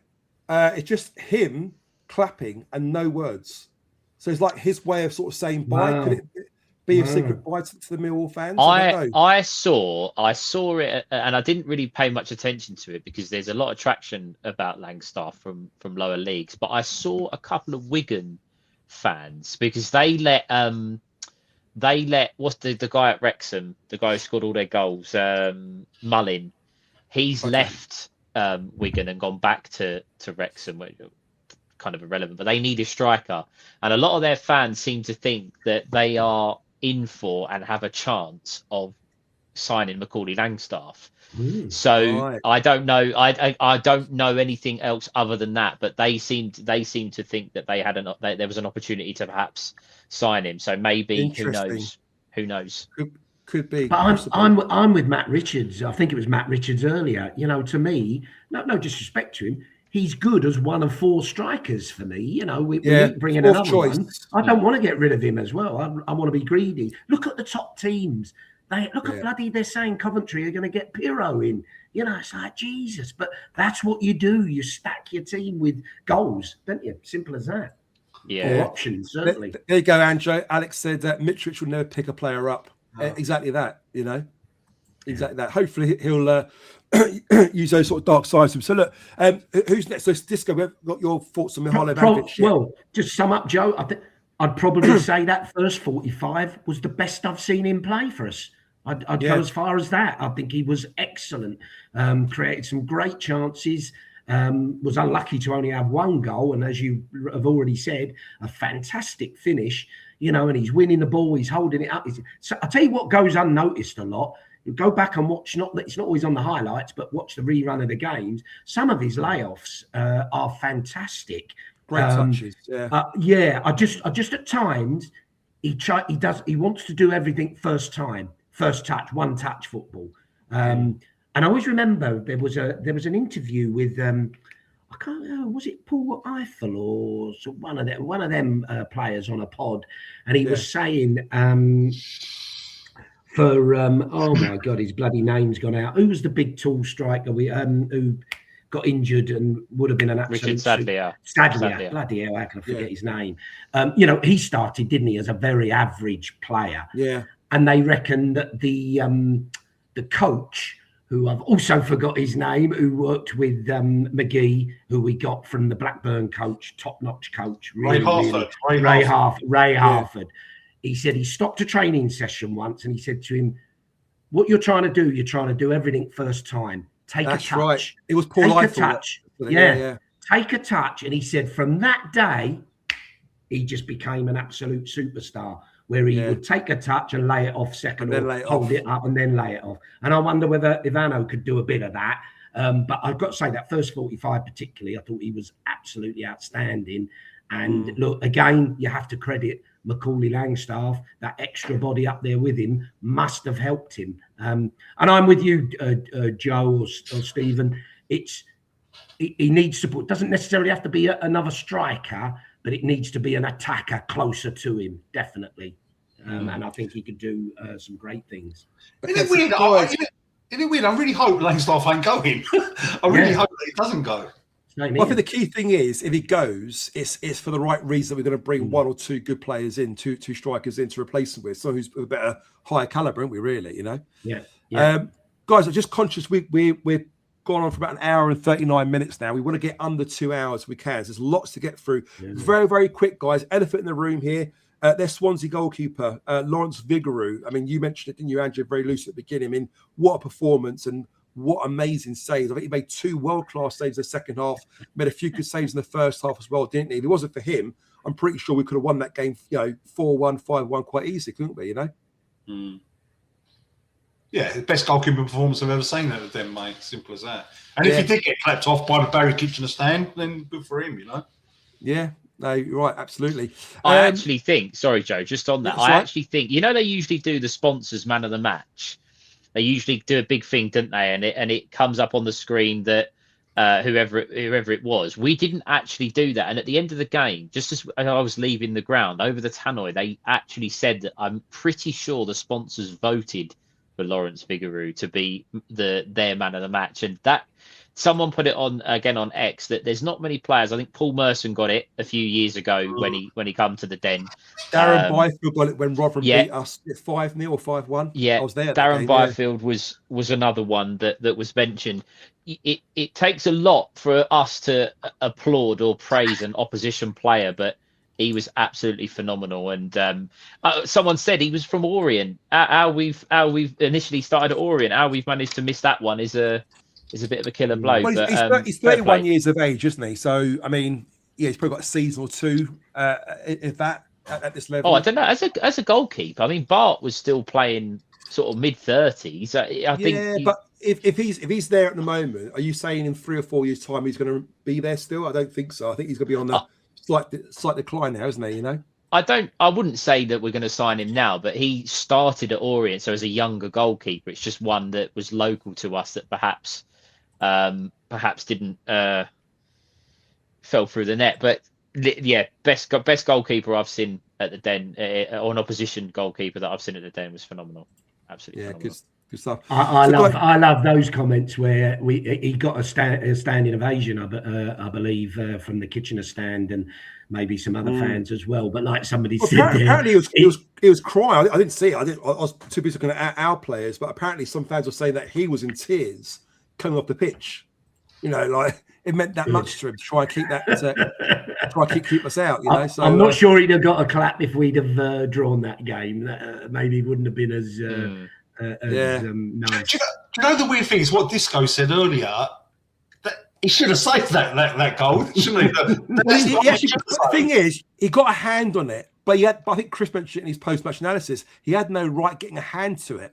So that goal from Taylor was incredible. He had it down to that near post. The fact he got a hand to it was incredible. But you're right. Once you get a hand to it, you should keep it out. When he does, it kind of kicks his hand and goes in, doesn't it? But what a phenomenal keeper, you know, unbelievable. Guys, we've got to move on very quickly because ain't got left of the show. There's a couple of things I need to do. It's really, really, really, really important, guys. So there is, where are we? I'm so sorry.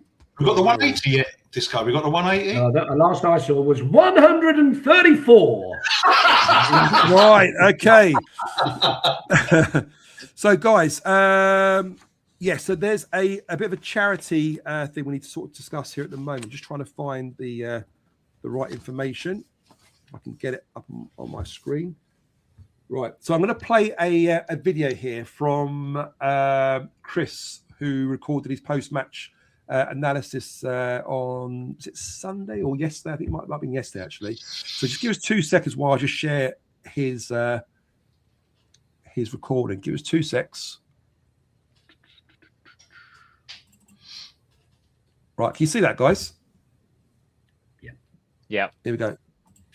The second point I want to make here is a Millwall fan, Ashley, really good lad. I've met him at a couple of away games now. Asked me if I would promote some fundraising that he's doing. And absolutely, of course I will, because that's what the Chat with Chaps family is all about. And anyone who is a Millwall fan and is looking to do good, then we will always support it. So this one is for his daughter, Alicia. So Alicia was born in 2023 with spina bifida. Unfortunately, over the first 12 months of her life, it got progressively worse for her. She was in and out of hospital.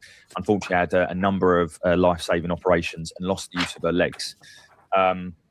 In order for her to have the best quality of life that she can, and for the rehabilitation in order to try and get some mobility in her legs, that obviously requires a lot of time, effort, and money. So Ashley and his family do quite a lot of fundraising. They were doing that last year. This is things like private physios, equipment, all those sorts of things to try and regain as much mobility in her legs as possible.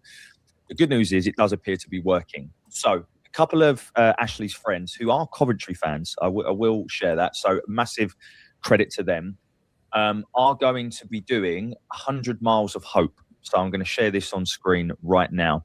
So what they're going to do is they're going to run from the Den, starting on the 17th of January, all the way to Coventry. So the Coventry fans are going to come down, run from the Den. They're going to do 4 days, 4 marathons in order to raise as much money as possible to support Alicia's cause. Now, I'll put it in the link here, but essentially, for a £5 donation, there's going to be a raffle of 2 tickets to any home Millwall game. The club very generously have given Ashley these. So all you've got to do, I'll put the link in the description. If you want to donate £5, put the reference as Millwall, and then Ashley will do a raffle for those 2 tickets, and it's a fantastic cause to support anyway. So, Ashley, all the best with that, mate. And yeah, looking forward to seeing how Jack and Matty get on with that run. It's a tremendous effort from them. And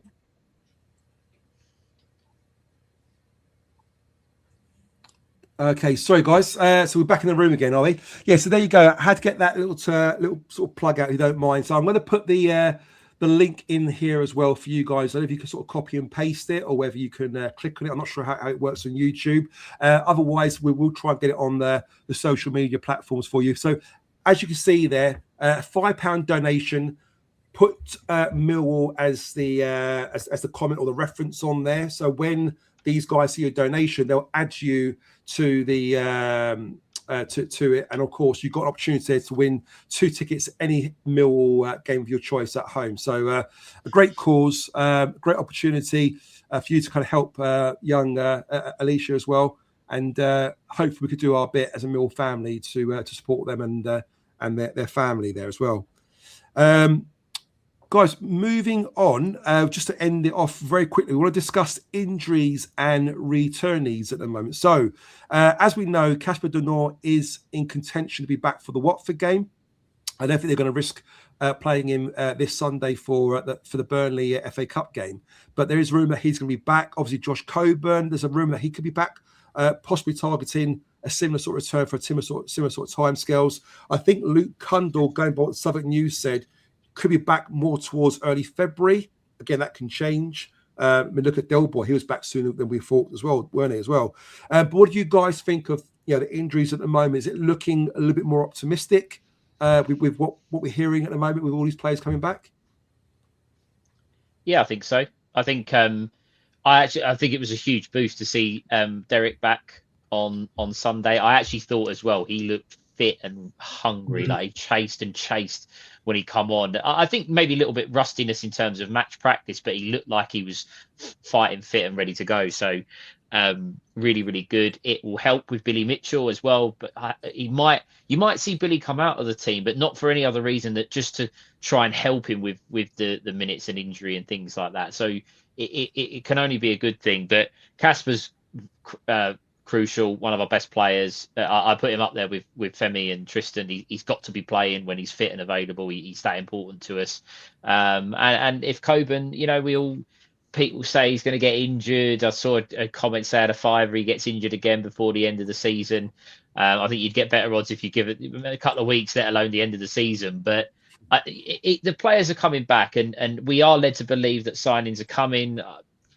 Club do this and say all kinds of things, don't they? But it's only a good thing. And our next 5 league fixtures are so important. It's such a tough run of games. We're going to need everybody we can get. So I think it's a really good thing. It's going to be having players back it can only be a good thing. I agree. Cheers for that, Stato. Disco, Angelo, any comments on our injury situation at the moment?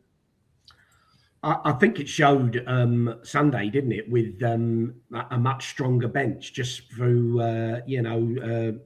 Derek coming back particularly gave us some options, and that's just going to improve. I'd go as far as to say, if we're going to talk signings, if we've got time, it's made me rethink. I probably would not go for a central midfielder now, whereas I previously thought we desperately needed one.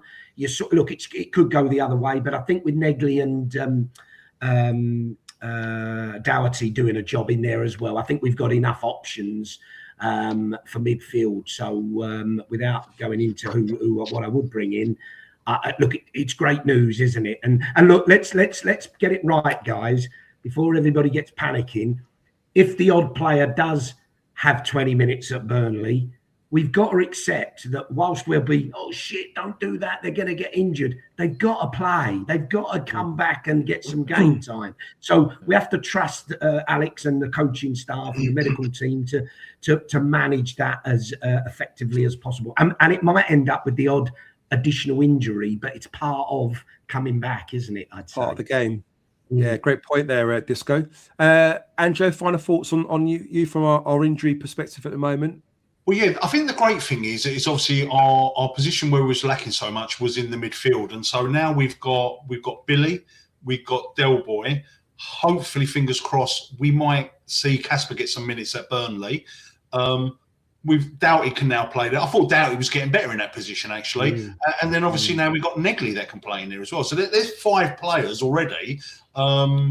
So yeah, it's all positive, mate. And if we can get Coburn back, our defence is probably one of the strongest defences in the Championship. So we just need a few of our midfielders back, which they are coming back, and one stroke 2 more strikers. So hopefully Coburn's back and he stays fit, and it's all good. Yeah, all good. Hopefully, fingers crossed.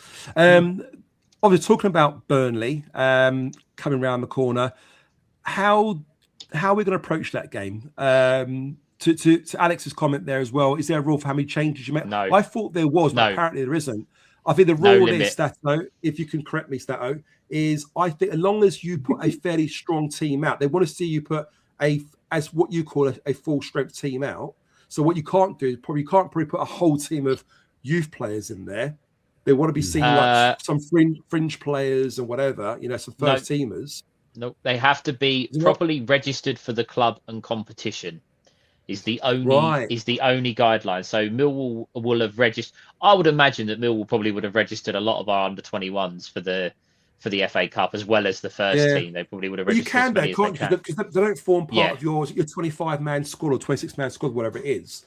Under-21 players are extra, aren't they? And all it says is that they have to be registered within 24 hours of the fixture. So Millwall would have done that already. So in reality, and the way to look at this as well, from Burnley's perspective, I don't think they really care about the game at the weekend. They're not going to play their full strength team. They're going to make as many changes as possibly we are. So Do you know what, right? Alex Neil said it at his post-match interview. He said there ain't going to be that many changes. And when you look at the FA Cup games that we played last season, he didn't make that many changes. I think the fan base is going to be quite disappointed because I think the team's going to be pretty strong, mate. I really do. There will be a few left out, but I think we're going to go strong, mate. Do you think we are? Because I don't think that's the thing. I don't think Burnley will go strong. I think Burnley are fighting for survival in the Premiership at the moment. So they're probably going to field all their young players and fringe players. I can't see us risking too many. But Joe, do you know the thing is, mate? You don't play competitive football for 2 weeks. You're going to notice that, mate. You need to keep. You know what I mean? Yeah. Like, they do need to keep playing. I'm convinced it's going to be a strong team, mate, which is going to disappoint a lot of the fan base, mate. But I genuinely think it's going to be. Guys, in the chat, guys, just put in there who you would put in your team for the Burnley game. Yeah, maybe just sort of mention any key players that you would keep in the team. Maybe sort of key players that you would rest, rather than go for your 1 to 11. Just put in there players that you would take out, players that you'll keep in the team. It looks like Cooper will be in the team. Yeah, he hasn't missed a single game. He always plays, doesn't he? You can see Cooper being there as a captain, and he'll marshal and help all the younger players, I'm sure. But it'd be interesting to get your thoughts on there as well. So I'd be interested. So, what do you guys think with regards to the team lineup for Sunday? Disco? I'm a bit like Angelo. I actually think a lot of people will get surprised. There may be four, most 5 changes than we expect. Maybe the keeper, maybe Grant coming in and having a game at the back. Uncle Wes probably. Jeff mentioned there, I'd love to see Howland get some great game time. Even Matthews maybe, probably off the bench more. But I think AJ Matthews needs a game. He needs a start. Well, whether he gets a start, I don't think we can go there and just put a reserve team out at Burnley. Even these players here, like David Turner says, look, you got Camille Grant, you got Brian there, Joe Brian, you got Danny Mack as well. You've got plenty players of good players that can come in, but are make still changes. Senior players. I fancy we'll have a go, and it'd be a decent game. And I'm not sure Burnley will look. They'll obviously rest a few, but again, for confidence, they'll not want to lose to us, will they? So does the Big Bender start in goal, for example? I think so. He'll definitely start. Yeah, definitely. I would have thought. Do we rest? Again, Alex F, do we rest Crama? Do we rest Aziz, Miha, Sturge? certainly bench Aziz for me. Much as I'd love him to start, but I wouldn't be starting him. Because what you've got to remember as well, guys, it's not just about whether they're in the squad or in the bench or not. It's the travelling. I mean, Burnley is such a long trek to go to, and even just that coach ride, up there, that's going to, impact them a little bit, in just the physicality of it. Just how is it a 5-6 hour trip roughly to Burnley? I think almost, by coach. So that's going to play a lot of a toll on their bodies as well, So I don't know. It's a real tricky one here, and how you kind of plan for that one. But like John FC here, Howland, Harding, AJ, these are probably the players that I want to see out there playing. I think Delpa could do the start, for example. I'll imagine Brian at left back. Probably Lenny will start because he needs some minutes. He'll probably be right back. I reckon Cooper will play. I've got this funny feeling he'll play Crama as well, but because Crama's so fit. But he definitely should be rested, and just put Negley and Alfie in midfield. Balo will probably start. Imaku will probably start. And rest Ivanovic, innit? Good idea. Guys, we're going to wrap things up now. Before I do that, a lot of you guys, I don't know whether you guys in the chat would know who Big Dre is. He's a TikToker. He's not a Millwall fan, although he's got a soft spot for Millwall. He came to the Den on Sunday as a guest of mine, and done a little bit of a vlog and footage, and looks around the ground. And I'm going to play you his video here, if you don't mind. So just give us 2 seconds just to show you his vlog. Give us 2 secs. While you're doing that, please, for the love of God, rest Tristan Crama and Femi Aziz on Saturday. I don't care about anyone else. Please rest them. Don't risk it. Right. Okay, can you see that, guys? Not yet. No, not yet. Right. Joe. Give us 2 secs. Sorry. Right, here we go. Mill, come with me to watch Millwall smash, absolutely terrorize this one. Massive thanks to Joe from Chat with Chaps. He took the time to take me under his wing and show me all the famous Millwall murals, as you can see behind me right there. And I even got the chance to look at the famous Millwall Cafe. So I didn't get the chance to sample anything, but one of these days I will. You can't go all the way down to South London, to Millwall, to the Den, and not get yourself a piece of merchandise. That's the first thing that I wanted to do, but I couldn't find a scarf. But thankfully, Joe knew where they were, and I got myself the blue traditional scarf. Once the scarf was purchased, you know what we had to do next. We had to go and test out the taps. Get the drinks in, Joe. So we got Spitfire from the Millwall bus, and then we got ourselves some pucker pies and hot chocolate. Now, we had some great seats. We're in the kitchen stand, the upper tier, and we weren't too far from the dugouts. I could actually see. Who's that dodgy guy? One thing that I will say is you do definitely feel welcome when you come to the Millwall ground. I didn't feel any sort of prejudice, any sort of, what are you doing here? Every single person that I saw, that I met, that spoke to me, they all made me feel very, very welcome. Now, whilst we were sat down, Joe actually took the time to explain Millwall to me, history, loads of different things. And this intro that you're hearing right now, as the players come out of the tunnel, is something I want you to listen to.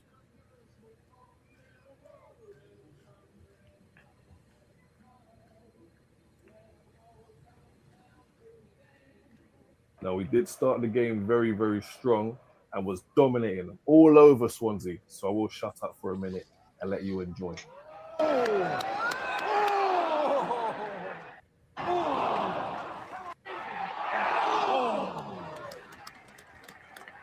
My first match at the Den, Millwall versus Swansea.